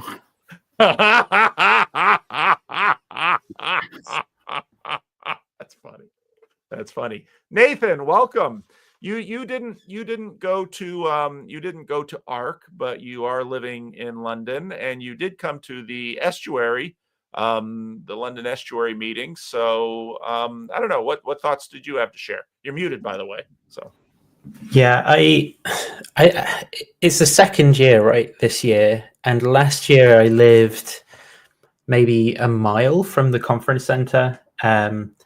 But I guess a lot of the people who are at the conference have no desire to talk to me or engage with me, often because of my devastating critiques. No, because I'm like aware of a lot of the funding incentives right behind some of their schemes, and they're not really interested. There's no like trade-off between talking to like a small YouTuber and them making it clear to your fans that you're like on the payroll of Victor Orban or something, right? When your kind of whole project is about putting yourself forward as this paragon of free speech and the marketplace of ideas and liberal truth and all that sort of thing. So I've got kind of grievances with a lot of the people who are involved in the media projects and the political schemes surrounding this thing. A lot of the British people who have come out of the woodworks to turn up at this thing as well have been some of the most sort of divisive, hateful figures in British politics, and some of the most harmful figures in British politics too, espousing, you know, some of the most harmful, dangerous views, right? Like Jordan Peterson laughing on stage about how CO2 is plant food with Nigel Farage, with neither of them having any understanding of the topics that they're talking about. Is just, you know, what's the point of something like that? Certainly nothing of value in it for me. So I guess like I just incredibly upset with this event in general. And I guess what I'm more upset about is, or mostly upset about, is the weaponization of Christian symbolism and the gospel moral teachings of Jesus, right? It to the end of promoting basically some bizarre neocon vision of the world some sort of essentialization of economic arrangements that happen to exist and elevate a few very wealthy people into positions of privilege that create incredibly unjust ways of working or living conditions that are inimical to human flourishing and harm people in numerous ways. And rather than think about, what are the causes of some of these problems? How can we make the world more just and fairer? These people oppose these projects using the tools of theology to do so. And I think that this is just a massive blind spot for religious folks in this sort of area who are interested in these podcasts and things. And I find it very upsetting and frustrating because it goes against everything good that I get out of reading Jesus in the Gospels.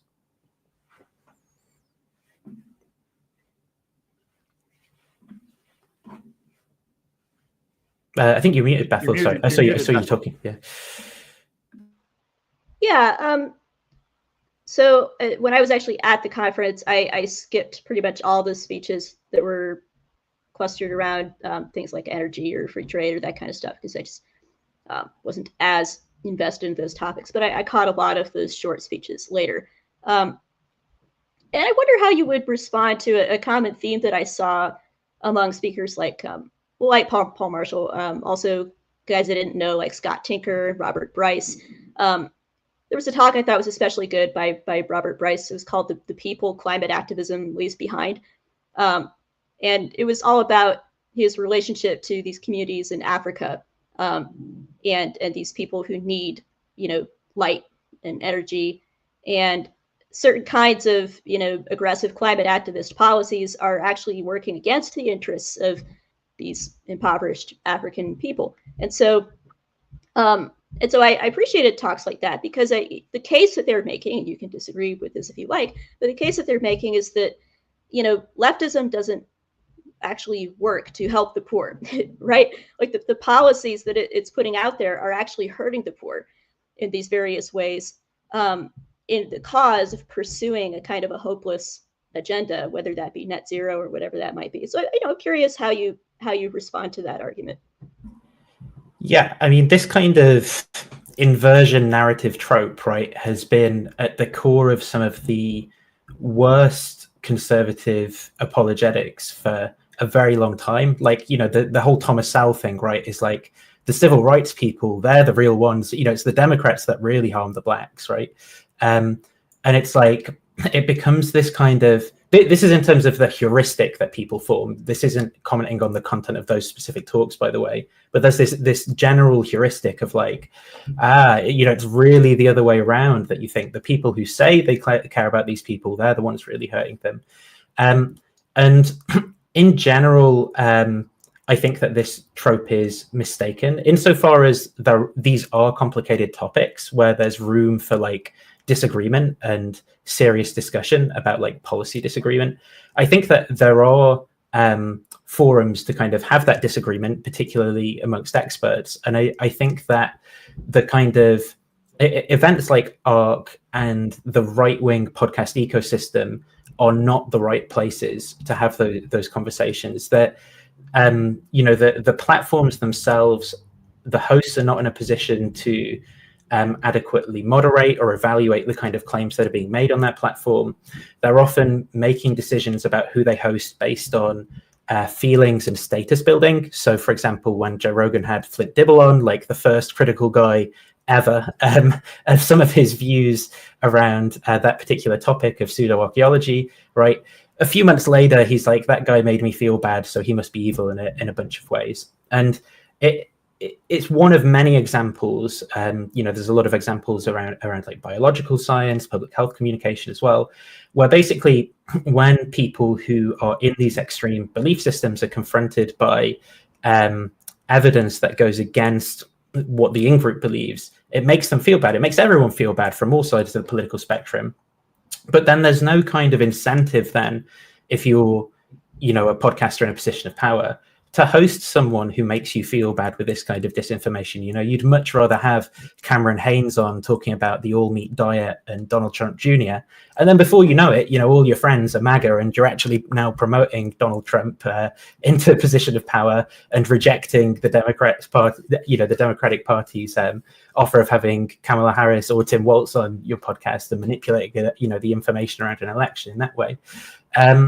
So the point that I'm making is that, yes, there are these, there are often some true statements, right, that are at the heart of things that people will say on what I consider to be the far right. I consider myself to be a Burkean conservative as well. But the problem is that those true statements are not being expressed in a forum that has any of the checks in place to sort of be to have the flotsam around it chipped away, you know, pushed away, and to be kind of refined or synthesized with other points of view that also have something to contribute. Instead, these formats are about entertaining, you know, they produce echo chambers, they're about generating ad revenue and selling supplements, and those are the incentive structures rather than I mean, there's problems within academia as well, like quite significant ones, but you know, you want something more like that expertise-based, merit-based system than like entertainment ad selling platforms, right, for these kinds of discussions. So you think ARC shouldn't happen? You think, I mean, what's okay? So you disagree with, I mean, most of what I've heard you talk about is politics, and then you're concerned that Christians pay attention to it. Of course, there are many Christians who agree with your politics and disagree with the politics of other Christians. So you want what? Yeah, so there's nothing that I want like legally, I'd say. I guess I want to persuade people who have historically been very sympathetic to, you know, movements like ARC, right? I want to go. What other movements are like ARC? There have been various different, say, it depends on where you're looking at, like, you know, you're looking at the UK or the US or Europe. You know, in the US, there have been like other Republican movements, right? There have been like think tanks, for example, with like certain agendas that they've wanted to push that are maybe slightly different from MAGA, or there have been like movements in the Republican Party to push candidates who are not Trump, and then those things have been unsuccessful because, you know, the Trumpians have, the MAGA have kind of won with the whole like rhino thing for anyone who's not in MAGA and all that. So in the UK, there similarly, there's been, you know, like a split between the Conservative Party and Reform, One Nation conservatives who are broadly like Burkeans, right? And this kind of like more extreme libertarian end, more focused on wedge issues and the politics of trans people's existence and all that sort of stuff. In terms of what I want though around this, I guess I want to point people to all of the information that they've been consuming around this stuff, and like the in-group maybe that they've formed around these views, and how they're synthesizing that with what they understand Christianity to be. And I want them to like say, look to that now in political power, right? And maybe some of the beliefs that they might have formed when the Democrats are in power, like these people are clearly, you know, morally evil and we need a restoration of this kind of strong Christianity, something like that. And then, you know, look at like J.D. Vance and Peter Thiel's agenda and Russell Vaught's agenda being pushed, right, politically in the US, and say, is that what Jesus is teaching in the Gospels? You know, like it is. And I know you wanted to make this division between like religion and politics, but I don't make that division in my own taxonomy. I think you know, religions are, insofar as they exist as physical social arrangements of people, you know, they are political. They're movements in the world doing things. And I don't think there's this like sharp, you know, distinction between the two.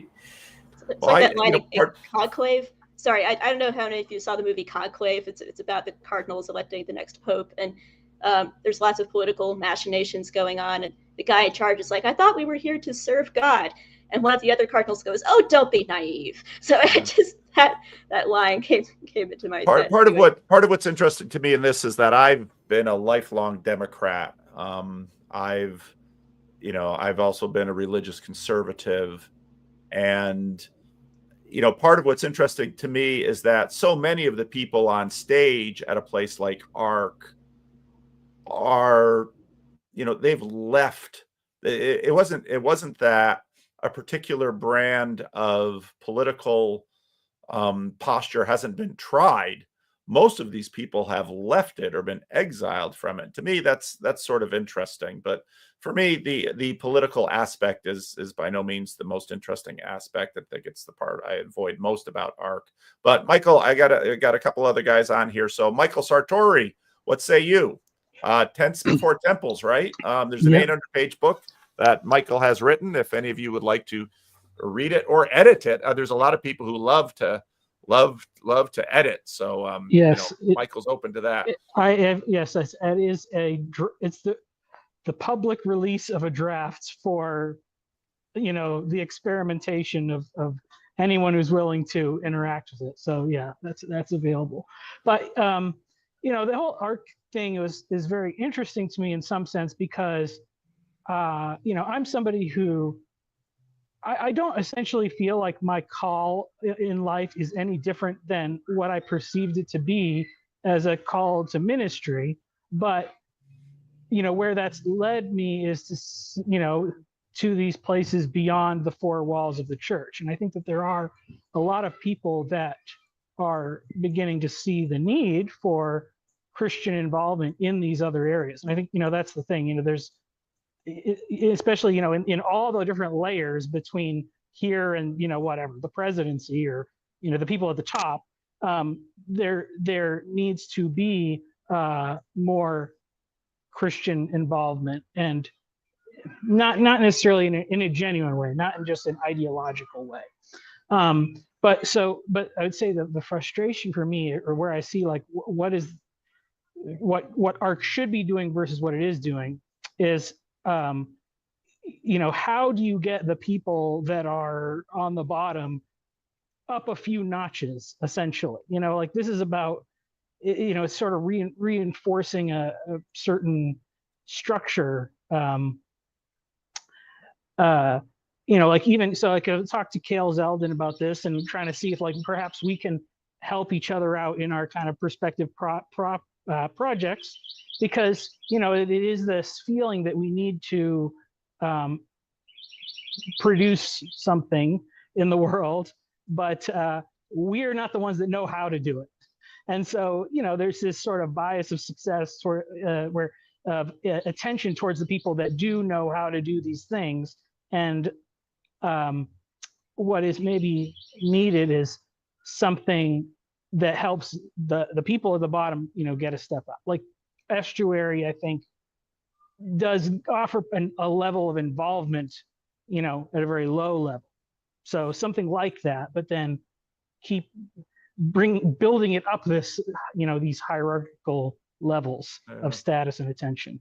And part of it is because I think part of what we've recognized is that hierarchies are very context determined. So right now in the little hierarchy of Chad the girl dad's family, Chad and Chad's wife are at the top of the hierarchy for their newborn baby girl. There's no one more important than Chad the girl dad and Mama. Mama's probably above Chad at this point still, but at some point, those things tend to move. So yeah. Go ahead, Harris. You want to say something? Yeah, I just wanted to say something about ARC. By no means, ARC is not the first attempt to create an alternative forum to the World Economic Forum, because the World Economic Forum was founded back in 1971 in Davos. And wow, that's a long time. Yeah, and like in 1992, there was another forum, economic forum that was created in Poland, the Economic Forum of Poland that takes place in the region of Krynica. So this is not the first time that they are trying to oppose or create an alternative forum to the World Urban Forum and World Economic Forum. And concerning what Nathan said about including topics like energy or even artificial intelligence within this type of conference as thematic priorities, in a way you cannot avoid them because you have a lot of interest in these specific areas.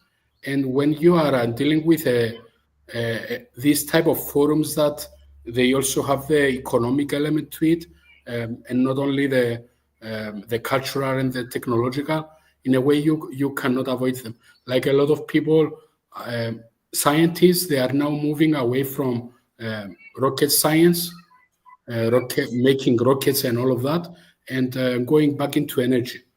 And there is a huge interest nowadays in artificial intelligence, and there is a lot of things going on. So I don't think they could avoid it, having these specific topics there.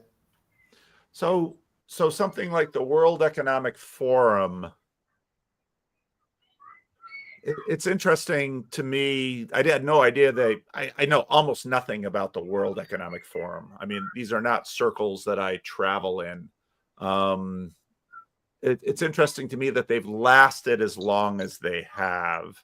And also for me, just as someone who works sort of in the church world, I am quite interested in questions of, okay, how does the economic model of this thing work? Because as we sort of have our little estuary groups and have our little estuary get-togethers, economic models are important. And for, if we're going to have a little conference here, we're always worrying about the cost and the pricing. And for the most part, what we're doing in the TLC is we're not working with people who can drop, 3, 4, 5, 10 grand on a participation ticket.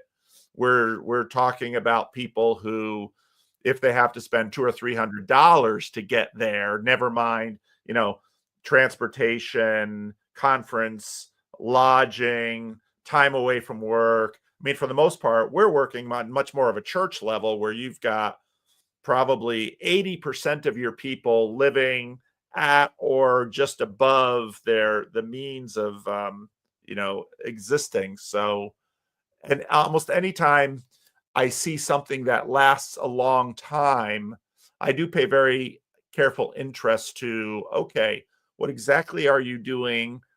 What exactly is that costing? What exactly is coming out of it? So it's very interesting, sort of this level of ridership, and I live in a very political city, in a very political state. But I mostly work with people who have not a lot of money. And so, for example, just recently, California was going to add another 62 cents of a gallon on the price of gasoline for more state taxes in the interest of climate change. And Gavin Newsom just backed the heck off that because when people pay $4.50 a gallon in California and $3 a gallon in the neighboring state of Nevada, people tend to move to Nevada.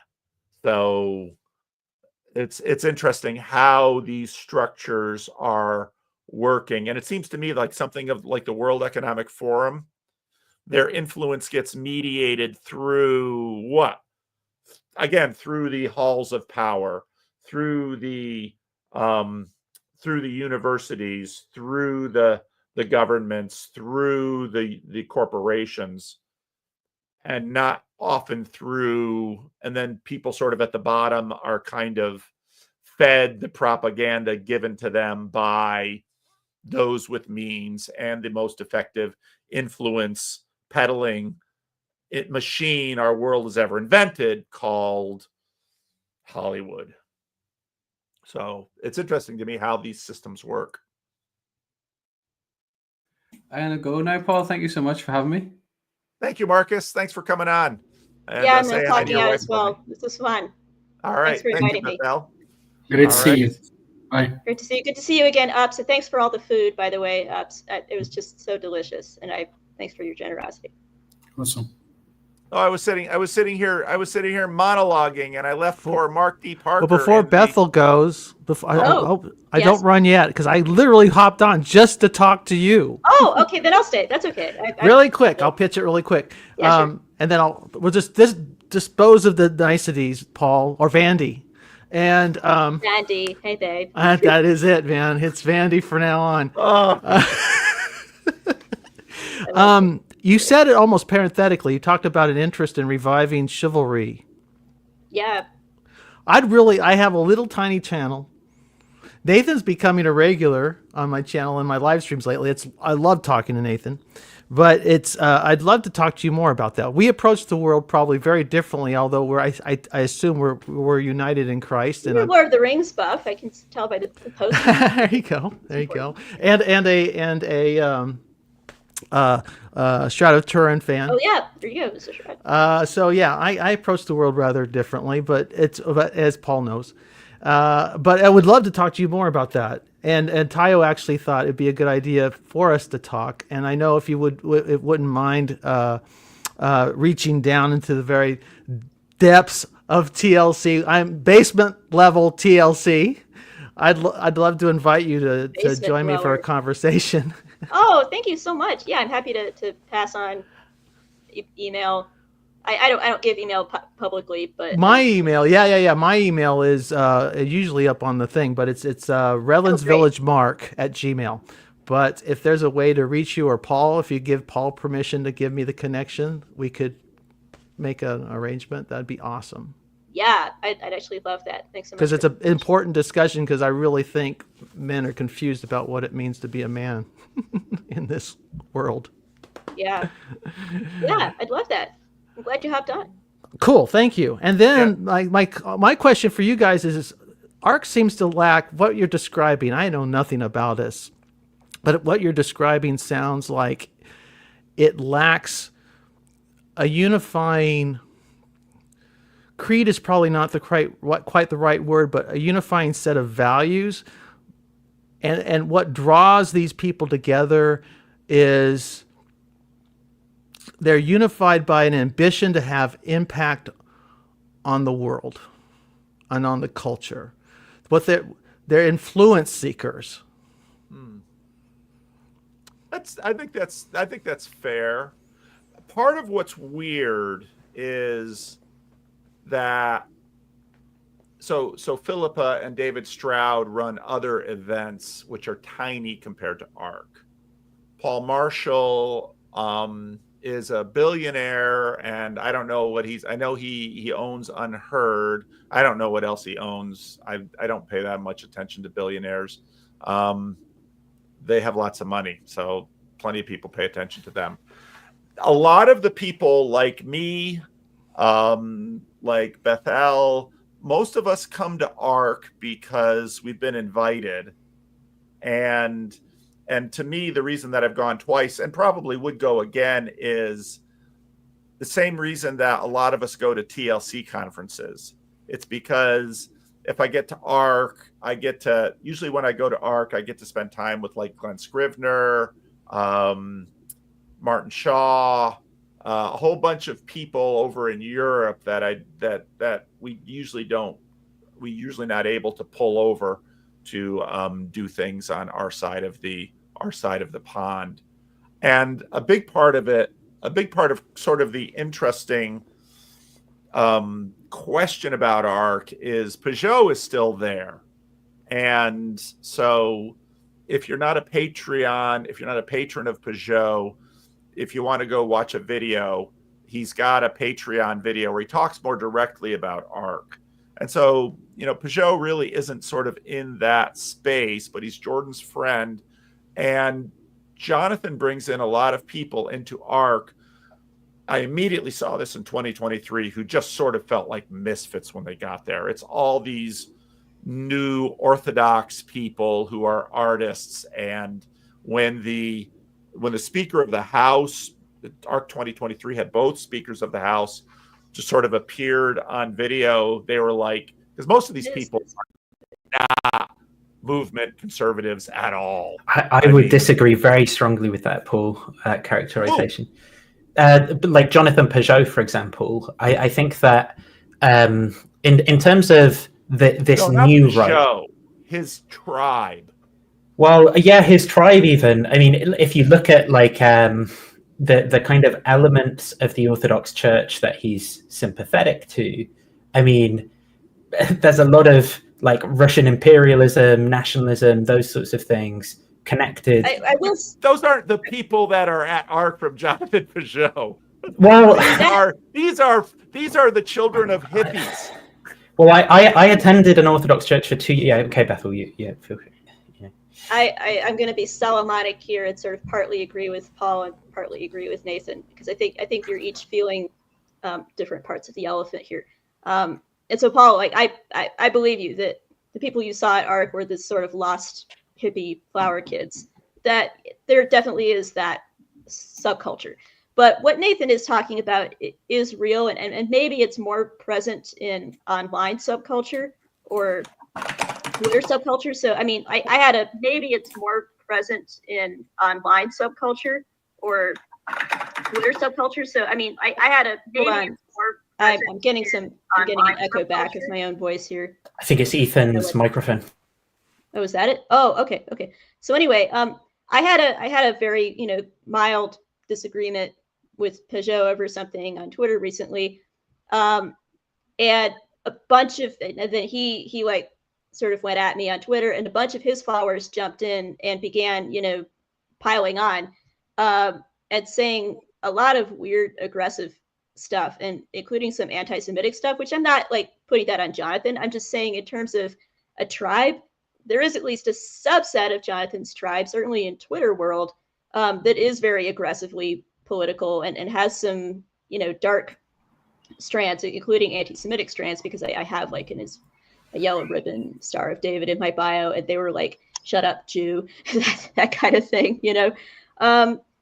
So then opens a whole can of worms about the Orthodox Church writ large, right? I don't necessarily want to get into all of that, but just to say, I think each of you is onto something here.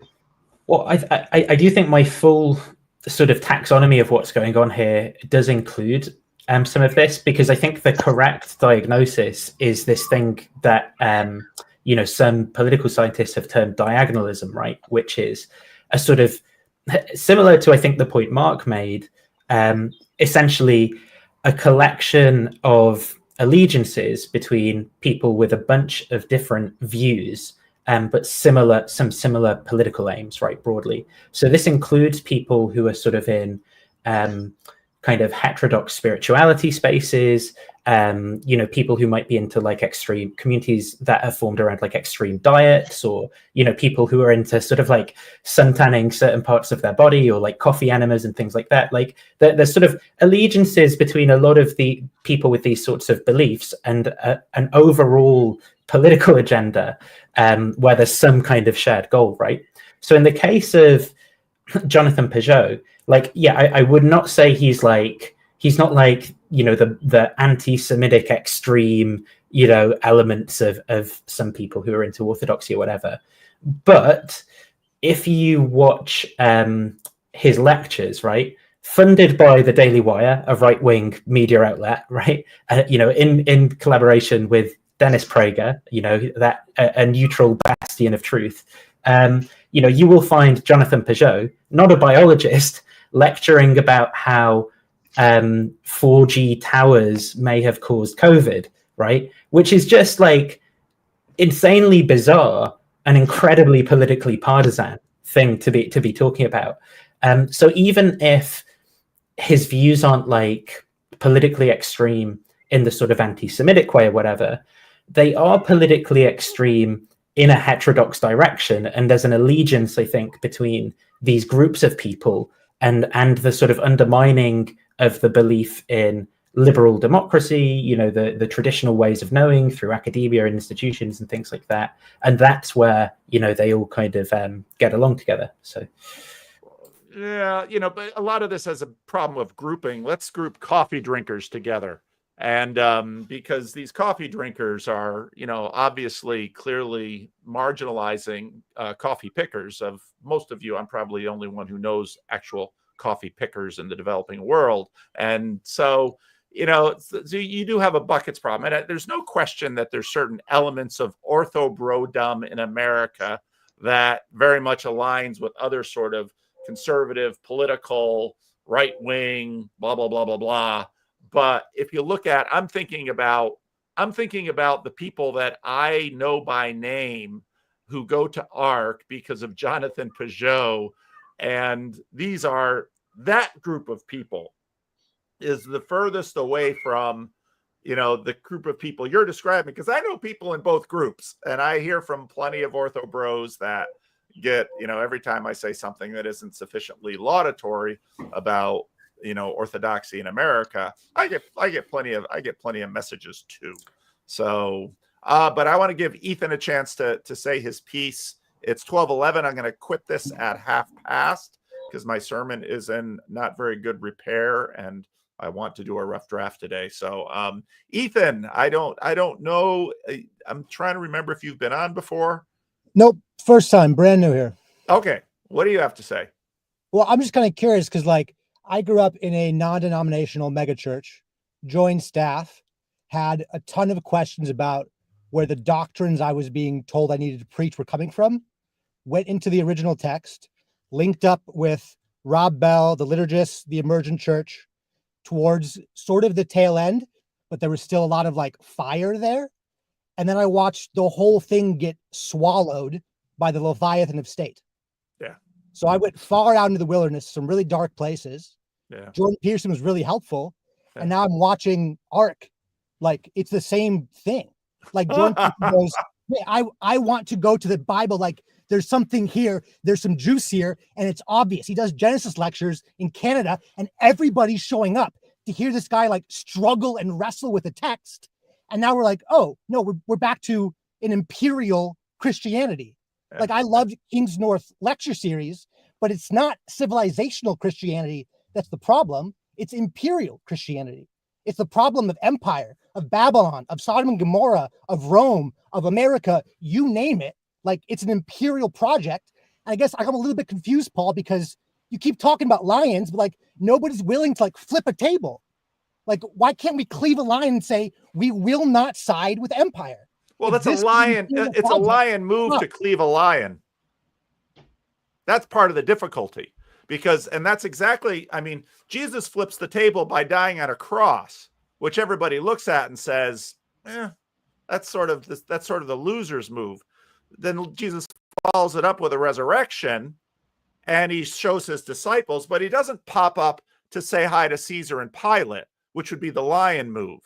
And so where Christianity is in this tension with the question of, okay, how much, I mean, part of the reason Jesus was killed was everyone was waiting for a lion move from him. And he did flip tables in the temple, but then everyone's like, oh, okay, so we're going to play lion, try this cross on for size. And so it's exactly there that Christianity is engaging, and that's exactly, and so that's sort of how we civilizationally are trying to figure it out. And the interesting thing, of course, about King's North's talk, which I've talked about quite a bit on the channel, is that once someone makes that really impressive move of self-sacrifice, well, pretty soon people are drawn to it. And Jesus is very clear. If you would follow me, take up your cross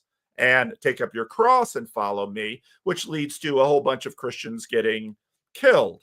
Now, and that then leads into, let's say, the Magisterial Reformation versus the Anabaptists. And Christianity has been working this dynamic back and forth for a very long time.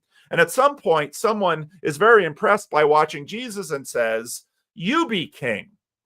And that's sort of where we're at, because then the question is, what kind of king is Jesus?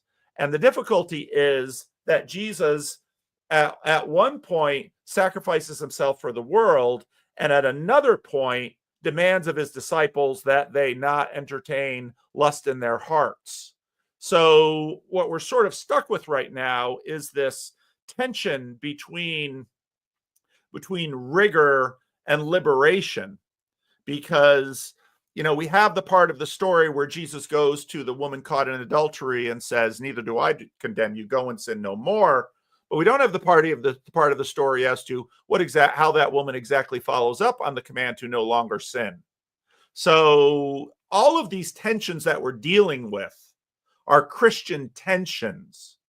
And part of what's fun about not just say being a Christian in terms of my ideas between my head, but trying to be Christian in an actual community, which is the church is, now suddenly we have to deal with all of those tensions in real life. Because one of the things that life in this age does require are things like order. And so right now in the Christian Reformed Church, the real touching point is a question of something like church discipline. And so when Nathan comes on and talks about, his critiques of ARC, there's underneath that a request for discipline.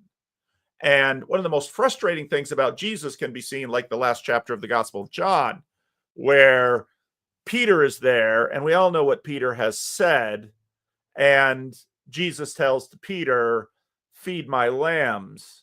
And Peter's feeling a little uncomfortable because Jesus is pulling the discipline on him, and he tries to triangulate to John. And Jesus says, "No, you and I are talking right now, Peter. So here's the question.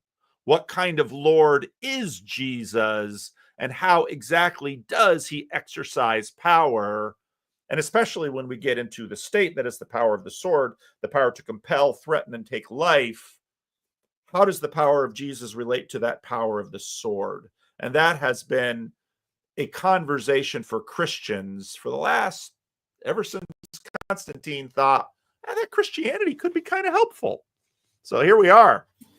I think this is the exact question of concern, right? Is around for people whose moral vocabulary is expressed in Christian symbolism and their engagement with, Christian history and doctrine and the Gospels and, community with other believers, right?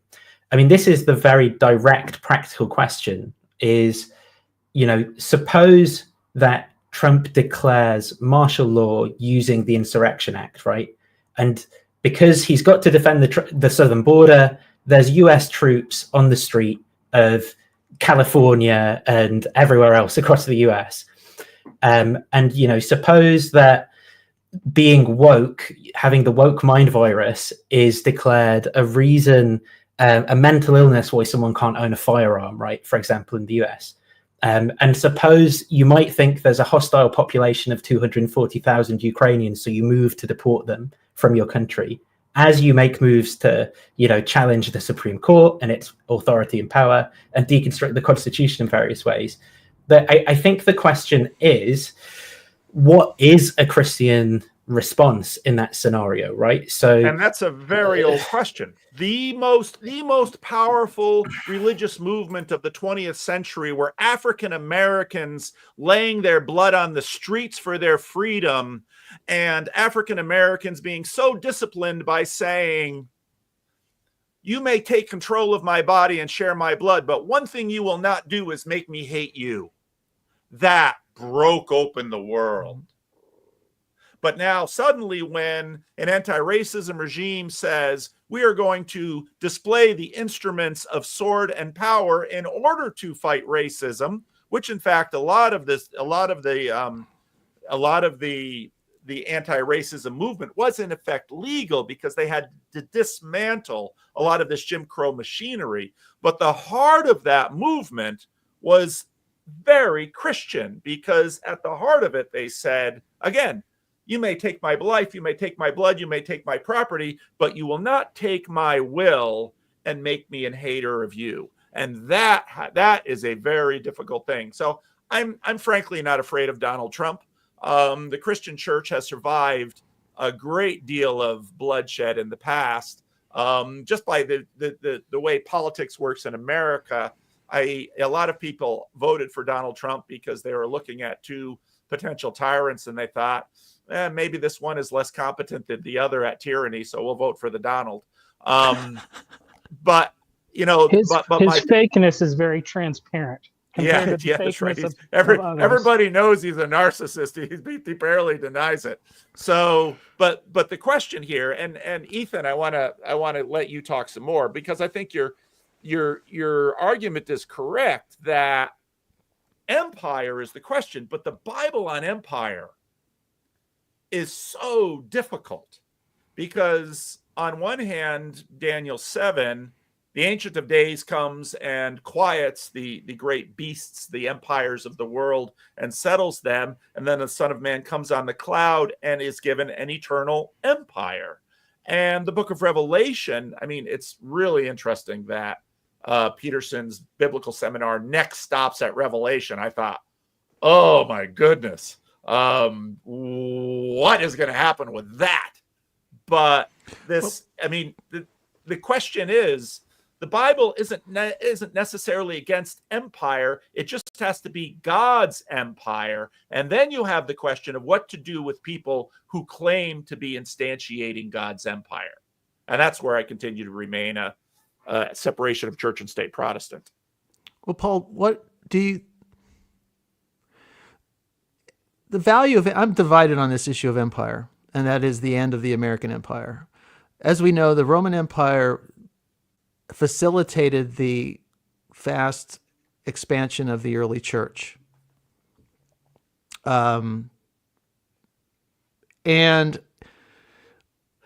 so empire has its use. On the other hand, I completely am sympathetic with Paul Kingsnorth's critique of Christian. I missed that. That was our own Christian anarchist, Nate. No, Paul, it's not difficult. It utterly rejects empire, and Jordan Peterson needs to stay the F away from the book of Revelation. Well, I mean, as the Apostle Paul says, you know, the sword isn't yielded in vain. God puts these. God makes use of these forces of oppression, to manage the world and prevent anarchy. But on the other hand, I could, like, as Kingsnorth, his critique is valid.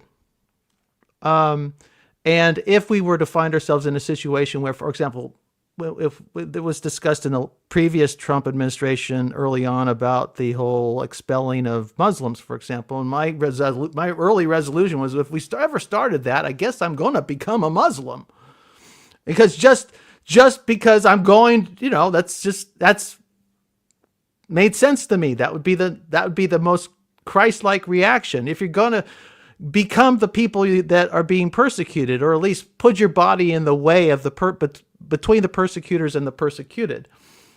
Back to the idea you're on the internet, that long ago controversy of you're either a predator or a protector. What kind of man are you going to be in the world? So yeah, it's power. The power and it has its uses. Christ seems to be at work in both. I'm curious what Bethel thinks of this, sort of what you were saying. Okay, Bethel, let's hear from you. Yeah, well, so I wrote a long response piece to Paul's Erasmus lecture, where I was kind of trying to figure out where he and I could meet halfway, because I sort of consistently fall between all of the stools here, and you know, I was sort of beginning to get at this in my kind of initial pitch for this estuary with Ark, is that I feel like I don't belong. I feel homeless, but I also feel like that is a Christian's natural state, really, is homelessness. And I love, one of my favorite gospel songs is "This World Is Not My Home." And so, I mean, I think that's where I find myself in the current sort of political landscape, because I see a lot of friends, including Christian friends, who are getting so excited. I mean, you know, Trump addressed the joint session of Congress or whatever. And I mean, I saw people running out there like, Trump's going to be remembered in the same breath as Ronald Reagan and Margaret Thatcher and blah, blah, blah, and all this stuff and yada, yada. And I'm just like, what? Why? Just because he's a winner. And I mean, I think Glenn Scrivener had a good analysis video recently where he was saying Trump is really post-Christian, which makes him, I guess, you know, two posts make a pre. He's pre-Christian now. I mean, he's sort of like resetting us back to, you know, art of the deal, pagan style, sort of pre-Christian politicking. And so it's very discouraging for me to see so many Christians just lining up behind this guy going, yes, he's our guy, he's our champion, he's going to make America great again, he's a winner, and all of those other losers and rhinos can go pound sand. And it's like, that's not for me anymore, and I guess that means I don't have a guy in that sense. You know, I don't have a guy on the right, I never had a guy on the left. So I'm not going to do the David French and just go, you know, vote for Kamala or David Brooks or those people. But I think that's very difficult, especially for like sincere, earnest Christians who want to feel like they can change things. They want to feel like they can make a difference. So I think about like Franklin Graham, for example, the son of Billy Graham. He's gotten out there and he's like backing Trump to the hilt and praying over him and all this stuff. Not that it's wrong to pray for presidents, but I think for a guy like Franklin Graham, like he can't get his brain to the place of admitting he doesn't have a guy, because he feels like we have to be influencing, we have to be part of the conversation. We always have to have a seat at the table, always have to have a guy, because otherwise, what are we doing? I'm like, that's a great question. What are we doing? What about just living our quiet little lives? But that's where I think Paul Kingsnorth comes in. He makes a valid point, but then I have my own criticism, because I don't think civilization was a mistake, which then he wants to have that whole thesis. I think that's false. But there's something for homelessness. There's something for giving up and just living your little life, you know, admitting you don't have a guy. But at the same time, in defense of Christian civilization, which I know, Bethel, you are in favor of, we have the very, you know, in many ways, many of Nathan's desires in this we share. I don't want a civilization in which people are going after small Christian communities. I don't want a civilization in which people are going after small Muslim communities. I mean, I am a deeply separation of church and state American, but at the same time, we also don't want a situation where the sewer pipes underneath the brothels are filled with tiny human bones. And so this is where the earlier, when I talked about, okay, what does evangelism look like? It looks like a group of people living a life that other people say, boy, I wish I could aspire to live like them. The creative minority. Yeah, well, I don't know if I'd use those words, but they're not bad words, but because they see something in that group of people, and they realize that living that way isn't just a matter of intention, that I can actually achieve that sort of life, but that sort of life actually requires Christian discipline, and in order to achieve that sort of life, what I actually need around me is a community that has enforced norms and values, where the community itself is going to say no to me against the desires and ways that are going to undermine my achievement of that level of Christian maturity. And actually, you know, part of Jordan Peterson's latest, his political application, everybody gets, part of what democracy means is everybody gets a politic, everybody gets a religion. Great, I'm there.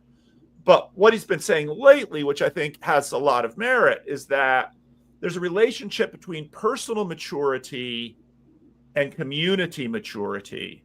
That actually part of the way we achieve personal community is by virtue of community maturity that sort of scaffolds us up as we mature so that we ourselves can embody the kind of self-discipline and self-sacrifice that inspired us. And so to actually be, let's say, a Paul Kingsnorth Christian requires parents that form children. And that was part of what separated the original civil rights movement from a lot of the liberationist movements today, is that you didn't get to just march with Dr. King because you said, oh, I want to join the revolution. No, they put you into training where they would call you all kinds of unspeakable things, where they would try to press your buttons because they didn't need you marching across that bridge and taking a swipe at the cops or burning a dumpster. They needed you to be able to take a blow and not to hit back. And that was, we need you to be able to turn the other cheek. And that is not a thing that people naturally possess. It is something that a Christian community and Christian discipline actually brings up in you. And so right now, Ethan, and I feel bad because you haven't had enough chance to talk, this question about empire is really interesting right now, because in many ways, I think Bethel is right that Trump has sort of pulled back to a pre-Christian imperial posture. And all these people that were complaining about Christian nationalists, suddenly at this moment, what's exposed in them is that they all expected our empire to act like Jesus, that America would turn the other cheek. Now, the truth is, in many ways, after the Second World War, America did turn the other cheek, because instead of, as after the First World War, demanding huge reparations from Germany and Japan for what they had caused, America said, now we're going to rebuild you. Now, was that out of the goodness of America's heart? No, they were looking at Stalin at the same time. So it's like, we really don't want Germany and Japan going over and becoming part of the evil empire. So it's all a mixed bag. But this, these are the questions we are wrestling with now. I had something I thought that came to mind. So there's a church here in the city, a mega church that I think is probably one of the biggest and growing for the right reasons. And the pastor was on Ruslan's podcast, and he posited a very, very interesting question that he was thinking about, like, what if, totalitarian government was in place, but it's just as relevant if you say, like, what if government kind of collapses? And he was saying, like, what would we do if our church loses its tax exempt status? And how would that affect how we spend money, how we ask for money, and what we're doing in our community? And, and I think that is like, well, that's a question that's really drives a lot of stuff, because that's such a ubiquitous thing that affects so much of how church operates, all within our lifetimes. So that's not always been the case throughout history, that, how do you operate? And I think that kind of a question like that kind of helps to clarify some of these connections of how we interact with an empire or a government in any form. I don't actually think because if you're running a not-for-profit, your donations are tax deductible. I don't think, just in terms of working in a church, I don't actually see that as being a major thing in America. I think it would probably shake up a little bit more if pastors lost their housing allowance. Now, there's a deep part of tax code. He spoke about that too. That's something that pastors would note, because, of course, pastors do their own taxes. But I think a lot of part of what was interesting about being, again, in Europe this time and comparing it to America was, it's the way church operates in America and church operates in Europe. very different. Even the free churches that are in some of in like Germany, and I got into the weeds with a bunch of people there, and it's super interesting the way those things operate. And the vast majority of people have just no idea about how churches operate. And to a certain degree, to Tocqueville's observations were true. Now, Andrew, do you have anything to say, or are you just reminding us that it's lunchtime? I don't know what the topic's about. What's the topic? Stuff. We're talking about stuff. What isn't Ethan, the topic? Ethan, you launched it, and so 3 cheers on your pitch there. I don't know if you want to come in with more, because I want to give you a chance. I do have to land the plane.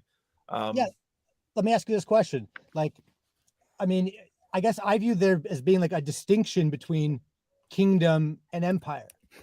So like the writers of the Old Testament are looking around at these giant empires, and there's this argument that Yahweh can build a kingdom that functions differently than empire. And you get to like First Kings, and you get Solomon, who is building the temple of Yahweh using slave labor. The people that were once enslaved are now the enslavers. They've now become an empire. And that year, Solomon gets a bag of gold that weighs 666 talents. So like, I don't know how you look at any empire and go, well, like we need to join in that project. Like, isn't the kingdom of God a different project entirely? And like, is the church not supposed to be that representation of the kingdom of God here and now? And that functions on a totally different logic that empire does. Yeah, I think you'd also probably want to get rid of the word kingdom, which is what some more radical groups have had, because kingdom is hopelessly heteronormative and, ethnocentric. But actually that gets into some of the earlier discussions we had with respect to sort of the aesthetic of the airport that we were talking about with respect to Ark, because part of what empire does is it is in fact a multinational. And so you can look at, let's say, the aesthetic of Tolkien, in that what we really want is for Hobbiton to remain for the hobbits. But you still have to deal with, so to go back to say Peugeot, you still have to deal with, okay, Hobbiton is sheltered by the Empire of Gondor. And so I think Bethel is right in asking questions about what I think, when I read the Gospels closely, one of the things I hear Jesus say basically is, in this dispensation, now I use that word, I'm not a dispensationalist, in this dispensation, in this world, our ability to embody the heart of God is limited. And for that reason, there is resurrection and new creation. And so what Christians do in this world is bear witness to that coming reality. Now, part of the Christian conversation has been there's sort of a dynamic, there's a polarity in that witness, in that tension of witness. And one is sort of the radical kenosis of Jesus, where Jesus self-empties himself. And that's sort of the strand that Kingsnorth brings.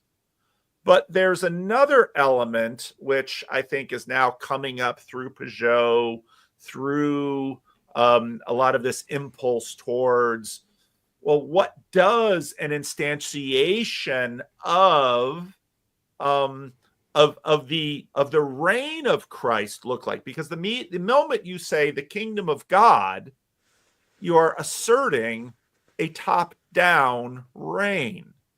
And so part of what is interesting in this moment is that, Nathan doesn't come on here to denounce the conservatives and the Republicans, even though they're not a political party in his nation, but they are an imperial party in the world, in a sense, because everybody pays attention to the American elections because they impact everyone, something that most Americans have very little knowledge of.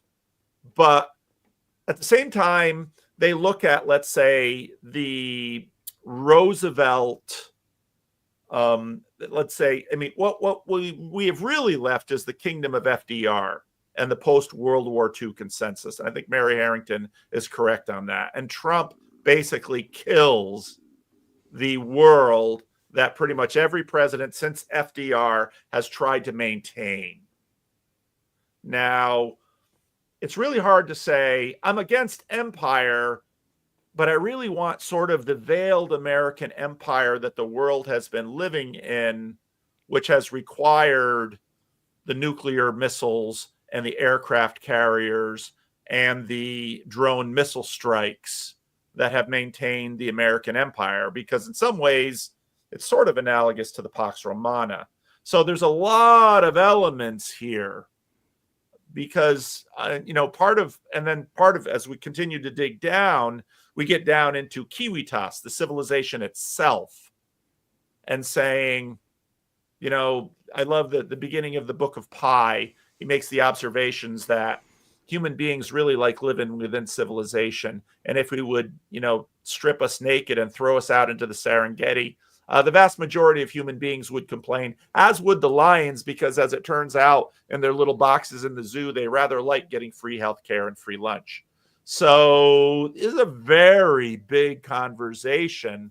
And one would then have to ask, what exactly do we mean by empire after all? I think that there are some opportunities and sort of silver linings in the mess we're in, right? Where, there's clearly a sort of call for self-reflection in some of those considerations about US imperialism. So, as you said, there are some upsides, right, to having broadly global peace and free trade, though obviously, with the odd regular coup here and there and military put down and stuff like that to maintain it. And, sometimes turning a blind eye to ethnic cleansing or something like that because, political reasons and lobbying and your kind of, so there's potentially fruit for seeking more political justice than what had become the status quo before we moved into, the kind of time period that we're in right now. But I think that before we're really in a position to think about those questions, right, we need to more address the question of do we want a sort of reality TV psychodrama to gamble Europe into a land war between nuclear powers, or do we want to destroy the US Constitution in a way where there's no more real elections and there's no freedom of press, and there's I think that those are the more immediate pressing questions that have a massive impact on people's day-to-day lives, and then you can ask the questions about broader justice after that. I was going to make one comment about the whole ongoing U.S. aid drama and Doge and cutting off funding, this, that, and the other thing. Mary Harrington actually made this point in a little article she did for Unheard. She pointed out that historically, it's actually leftists who have complained about U.S. aid because they see it as imposing, as a colonialist sort of tactic, right? And it's turned into a CIA slush fund and all that kind of stuff.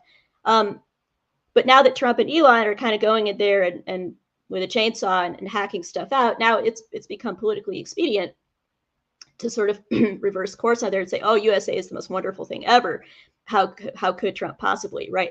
Now, I mean, I don't say that to get into the whole tangle of, should we slash this or that? It's super complicated. I'm just making an observation.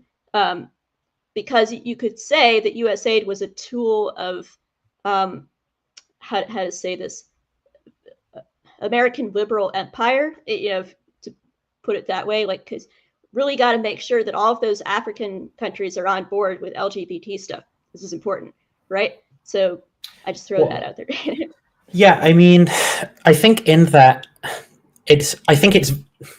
I don't mean this, it sounds a little bit rude and I don't mean it that way. It's from my perspective, it's not very difficult to make sense of that, in the sense that So when these programs are kind of in place, there's a lot of good that comes out of them in terms of, for example, promoting promoting journalism courses in other countries, like preventing the spread of HIV, screening people for cancer, giving people HIV medication so their babies aren't born with HIV. Like these sorts of things are very good in a lot of ways. And I think that doesn't mean because those things are so good that there are no negative consequences as well. And so you can't speak for everyone who's been critical, but I think that there are going to be legitimate ways of criticizing, these sorts of programs, particularly when they are historically connected to, maybe the suppression of more organic grassroots democratic movements in other countries. There might even be positives to that as well, right? You might look at a country like Germany as being the product of, these sorts of programs. And you might look at that in some sense as something like a success story, whereas there are other places in the world you can look where these programs have been less successful. And I think that it's possible to say a much better place to be in than the one we're in now, is one where these like tens of thousands of people a day get medicine for HIV. They get their cancer screenings, 300 people being diagnosed with cervical cancer a day. Much better state of affairs, and then we can have a discussion about the immoral ways that these programs are being used as well, and seek to improve that type of injustice. But the world where that's just taken away, at the arbitrary whim of someone just going in, metaphorically with a chainsaw, but having absolutely no idea what they're doing, is a much worse state to be in. And then just creating, a global power vacuum, instability globally, all sorts of kind of extreme consequences, apart from the individual suffering of, literally hundreds of thousands over 5 years, going up to like millions of people being affected by things like famine, disease that wouldn't have otherwise been. Yeah, and that's all incredibly complicated. I guess my question for you, Nathan, the reason I kind of threw that out there is, do you think that in addition to just like sheerly throwing money at medical problems or that kind of thing, like what do you think about the push to spread liberal values all over the globe? Like, would you say that it's really also additionally an important thing to have these kind of LGBT programs or whatever set up in the global south, places like Africa or whatever, to really make sure that these people get on board with Western liberal values? Because, and maybe you do, maybe you don't, I'm not really sure where you would land on that, but if you are in favor of that, then in what sense would you say that's different from empire or colonization? Or where do we draw the line, right? Is it, do we use our influence to reduce female genital mutilation of young girls, or do we use our British influence? Empire and widow burning in India. Sure, yeah, or do we go further and say we're going to punish African countries or other countries in the developing world who persecute trans people or homosexuals? Or where do we draw the lines, and how do we use our power? I mean, does anybody here think that it's okay that female genital mutilation of girls is okay, and that we shouldn't use our influence and power to push against it, even if we can't stop it? But then who defines what's okay or not okay? Then that becomes policymakers. The empire defines. Empire. But who's in charge of the empire? The emperor. Policymakers who end up in power through the electoral process. The demos, the people. There was a very interesting little piece on Unheard with a Labor MP arguing for his love for Trump. It was a fascinating conversation. And because he made the point that, Labor's been on its back foot forever.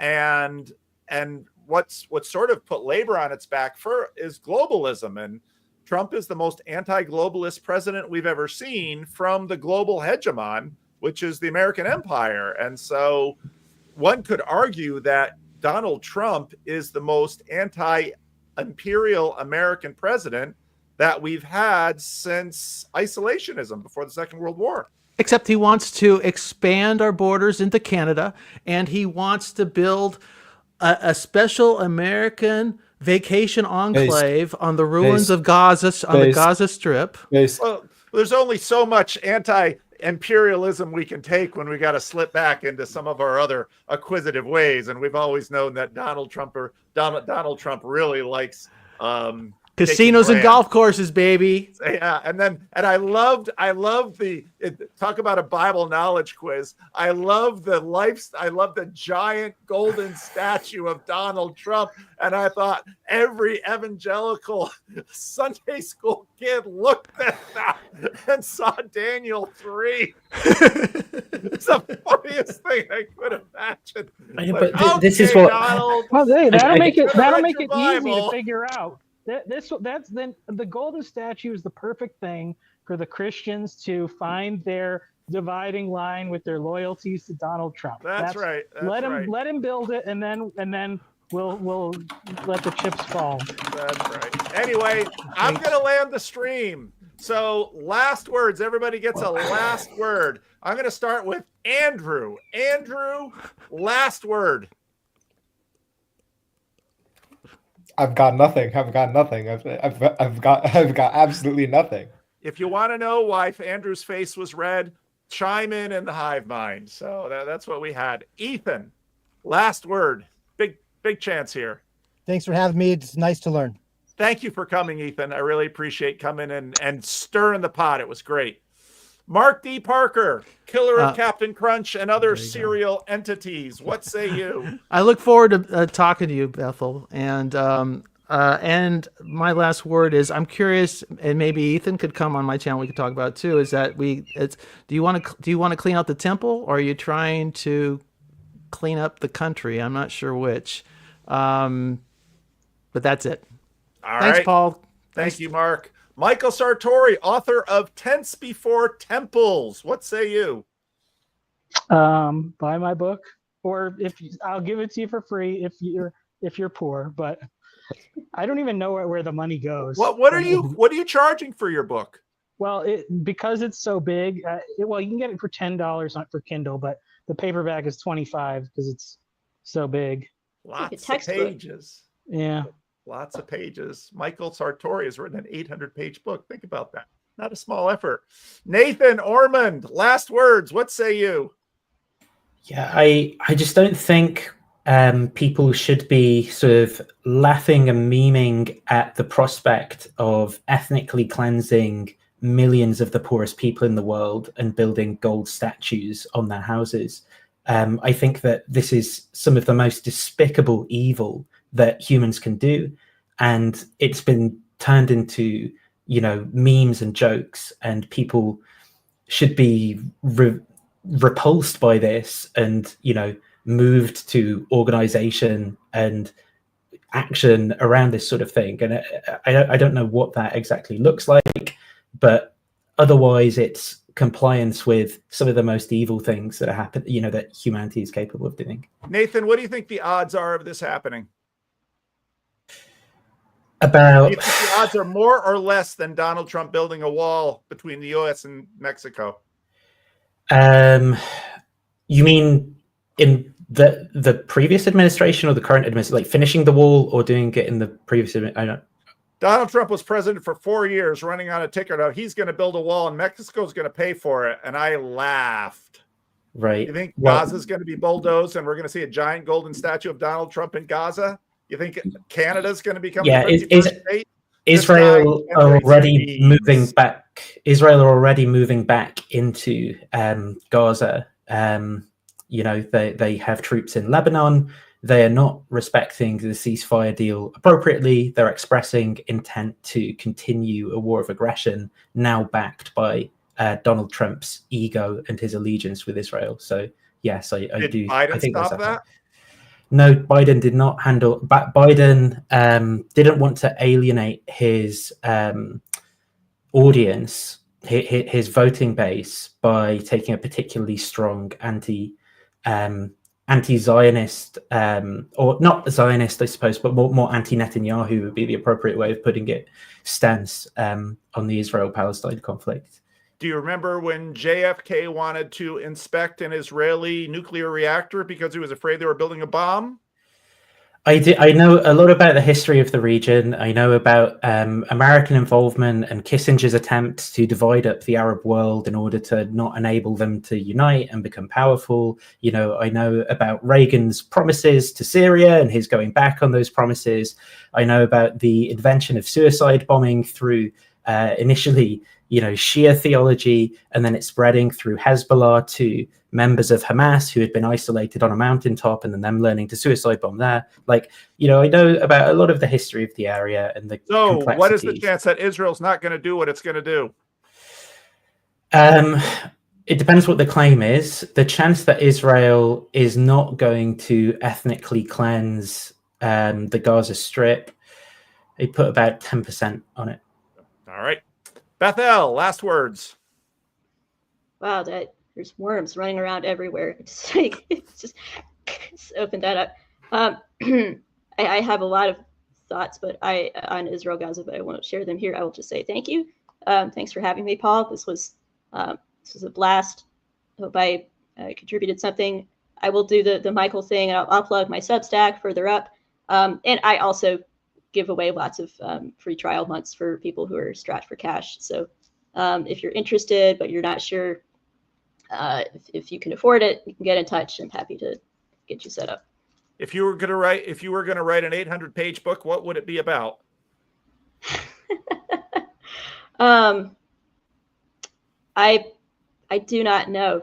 That's just a really good question. Maybe military history. Actually, this is part of why I'm glad Mark came on, because I think we have a lot of cool stuff to chat about there. I have a lot of little niche interests I don't get to talk about or opinion column about because they're not opinion column fodder. But that's why I started the Substacks. That's why you should all subscribe. And she writes a great Substack. She's a great writer. She really is. Thank you all for joining, both the original panelists who were here. Bethel's the last one standing. Good job. And thank you for those who clicked on when I dropped the link. And just so those of you who are in other places in the world besides America, I'm going to give you a little video that I think gives a lot of indication of where the meaning crisis comes from and why sitting and talking together, even if we have different opinions or ideas about how the world should be managed or what Jesus did, why doing this little exercise of being together is worthwhile. So thank you for your time and attention. Still I have it. There are moments I conveniently forget that I'm a 40-year-old man. The last vestiges of a ghost long dead. A ghost with a Messiah complex. A Messiah too lazy to rise or ascend. Happily hurt and hard. A hanger-on or haunting of a time past. A heroic dream of the harrowing of hell. Failure to launch. Cling to a life vest. Treading in spells that linger and last. Mom and Dad, righteous and mad, daydreamers with ghosts of their own. My memory of them stoic, looking with aims to pretend. Always on the brink of somewhere. Each a child dancing on the fence. On down the river. Dreamt in the sunshine. Saturday morning cartoons, the only Sabbath I knew. A disciple of Jim Henson and John Hughes. Worship in cathedrals where the Toys R Us. Baptized in ball pits. A clown served the sacrament we eat. More Pepsi and Pizza Hut. Say please. Say cheese. Between Kurt Cobain, a scrambled cable screen, Towers tumbling, Super Bowls, and reality TV. The ghost is constitutionally unwilling and intrinsically unable to see and be seen, searching madly for attention to seek. But you could be anything. Never say never. If you've got nothing nice to say, don't say nothing, ever. Don't talk to strangers. See what I say. Just do it. You don't listen very well, do you? You don't do very well, do you? You're not looking too good, are you? Keep up. Appearances aren't what they seem. Will you ever grow up? You look like you're stuck. I think you took too much. Echoes the ghost within the host, who prays the dead bury their dead and stay buried in a fading dream.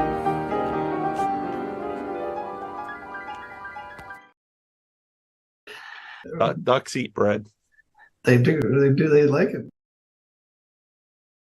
Previously on Game of Trolls. You're not empathizing with me.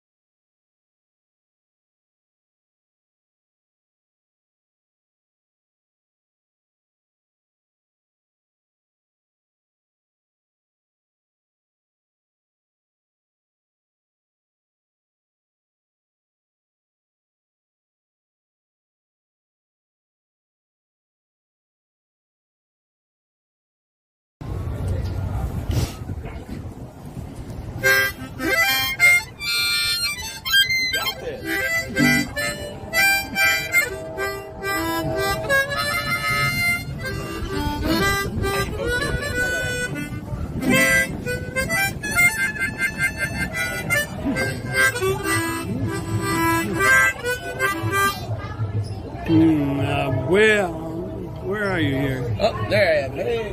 Where are you? Where? Got me? Oh boy.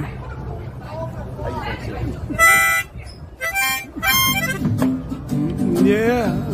Walk with me, Lord. Walk with me. Come on, man. Walk with me, Lord. Walk with me.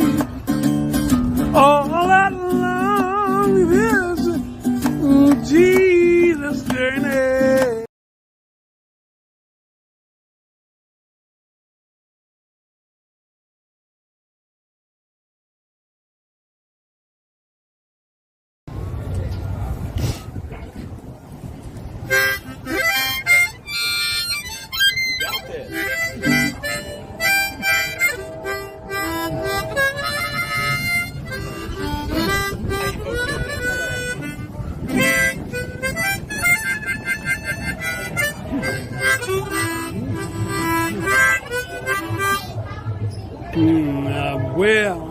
Where are you here? Oh, there I am. Hey. Where are you? Where? Got me? Oh boy.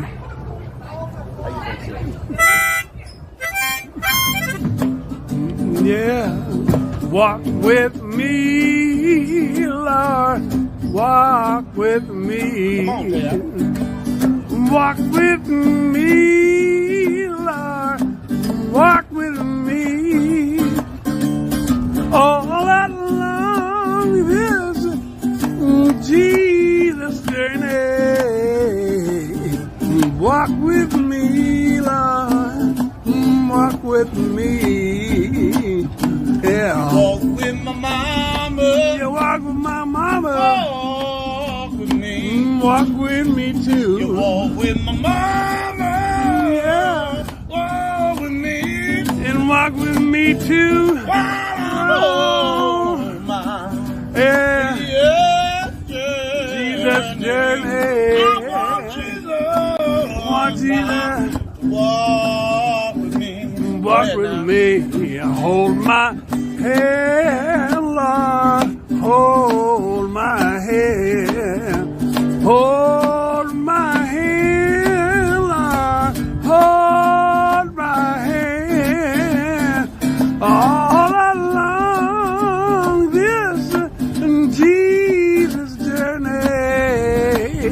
Hold my hand, Lord. And hold my hand. Walk with Moses. You walk with Moses. Walk with me. Walk with me. You walk with Moses. Walk with me. Walk with me. While I'm home. Yeah. Jesus journey. I want Jesus. I want Jesus to walk with me.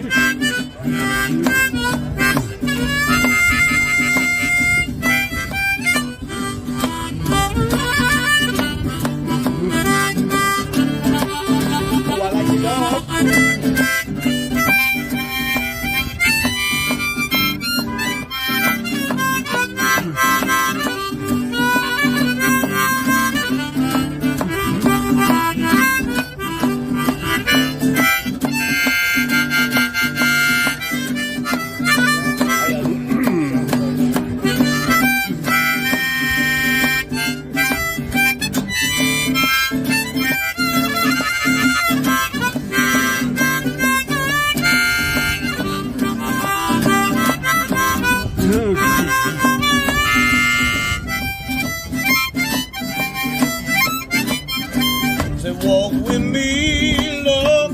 How y'all doing? Walk with me. Walk with me, Lord. Walk with me. Walk with me. I'm on my Yeah, Lord. I want Jesus. I want Jesus to walk with me. To walk with me. Walk with David, a little shepherd boy. Yeah, you made him a great king. I know David shouted for joy. He walked with David, and he's a little shepherd boy. You made him a great king. And David shouted for joy. That's right. Oh, yeah. So walk with me, Lord. Walk with me. Walk with me, Lord. Walk with me. All along this Jesus journey. Walk with me, Lord. Walk with me. You gotta walk with me, Lord. Yeah! That was rocking great, brother. Oh, yeah.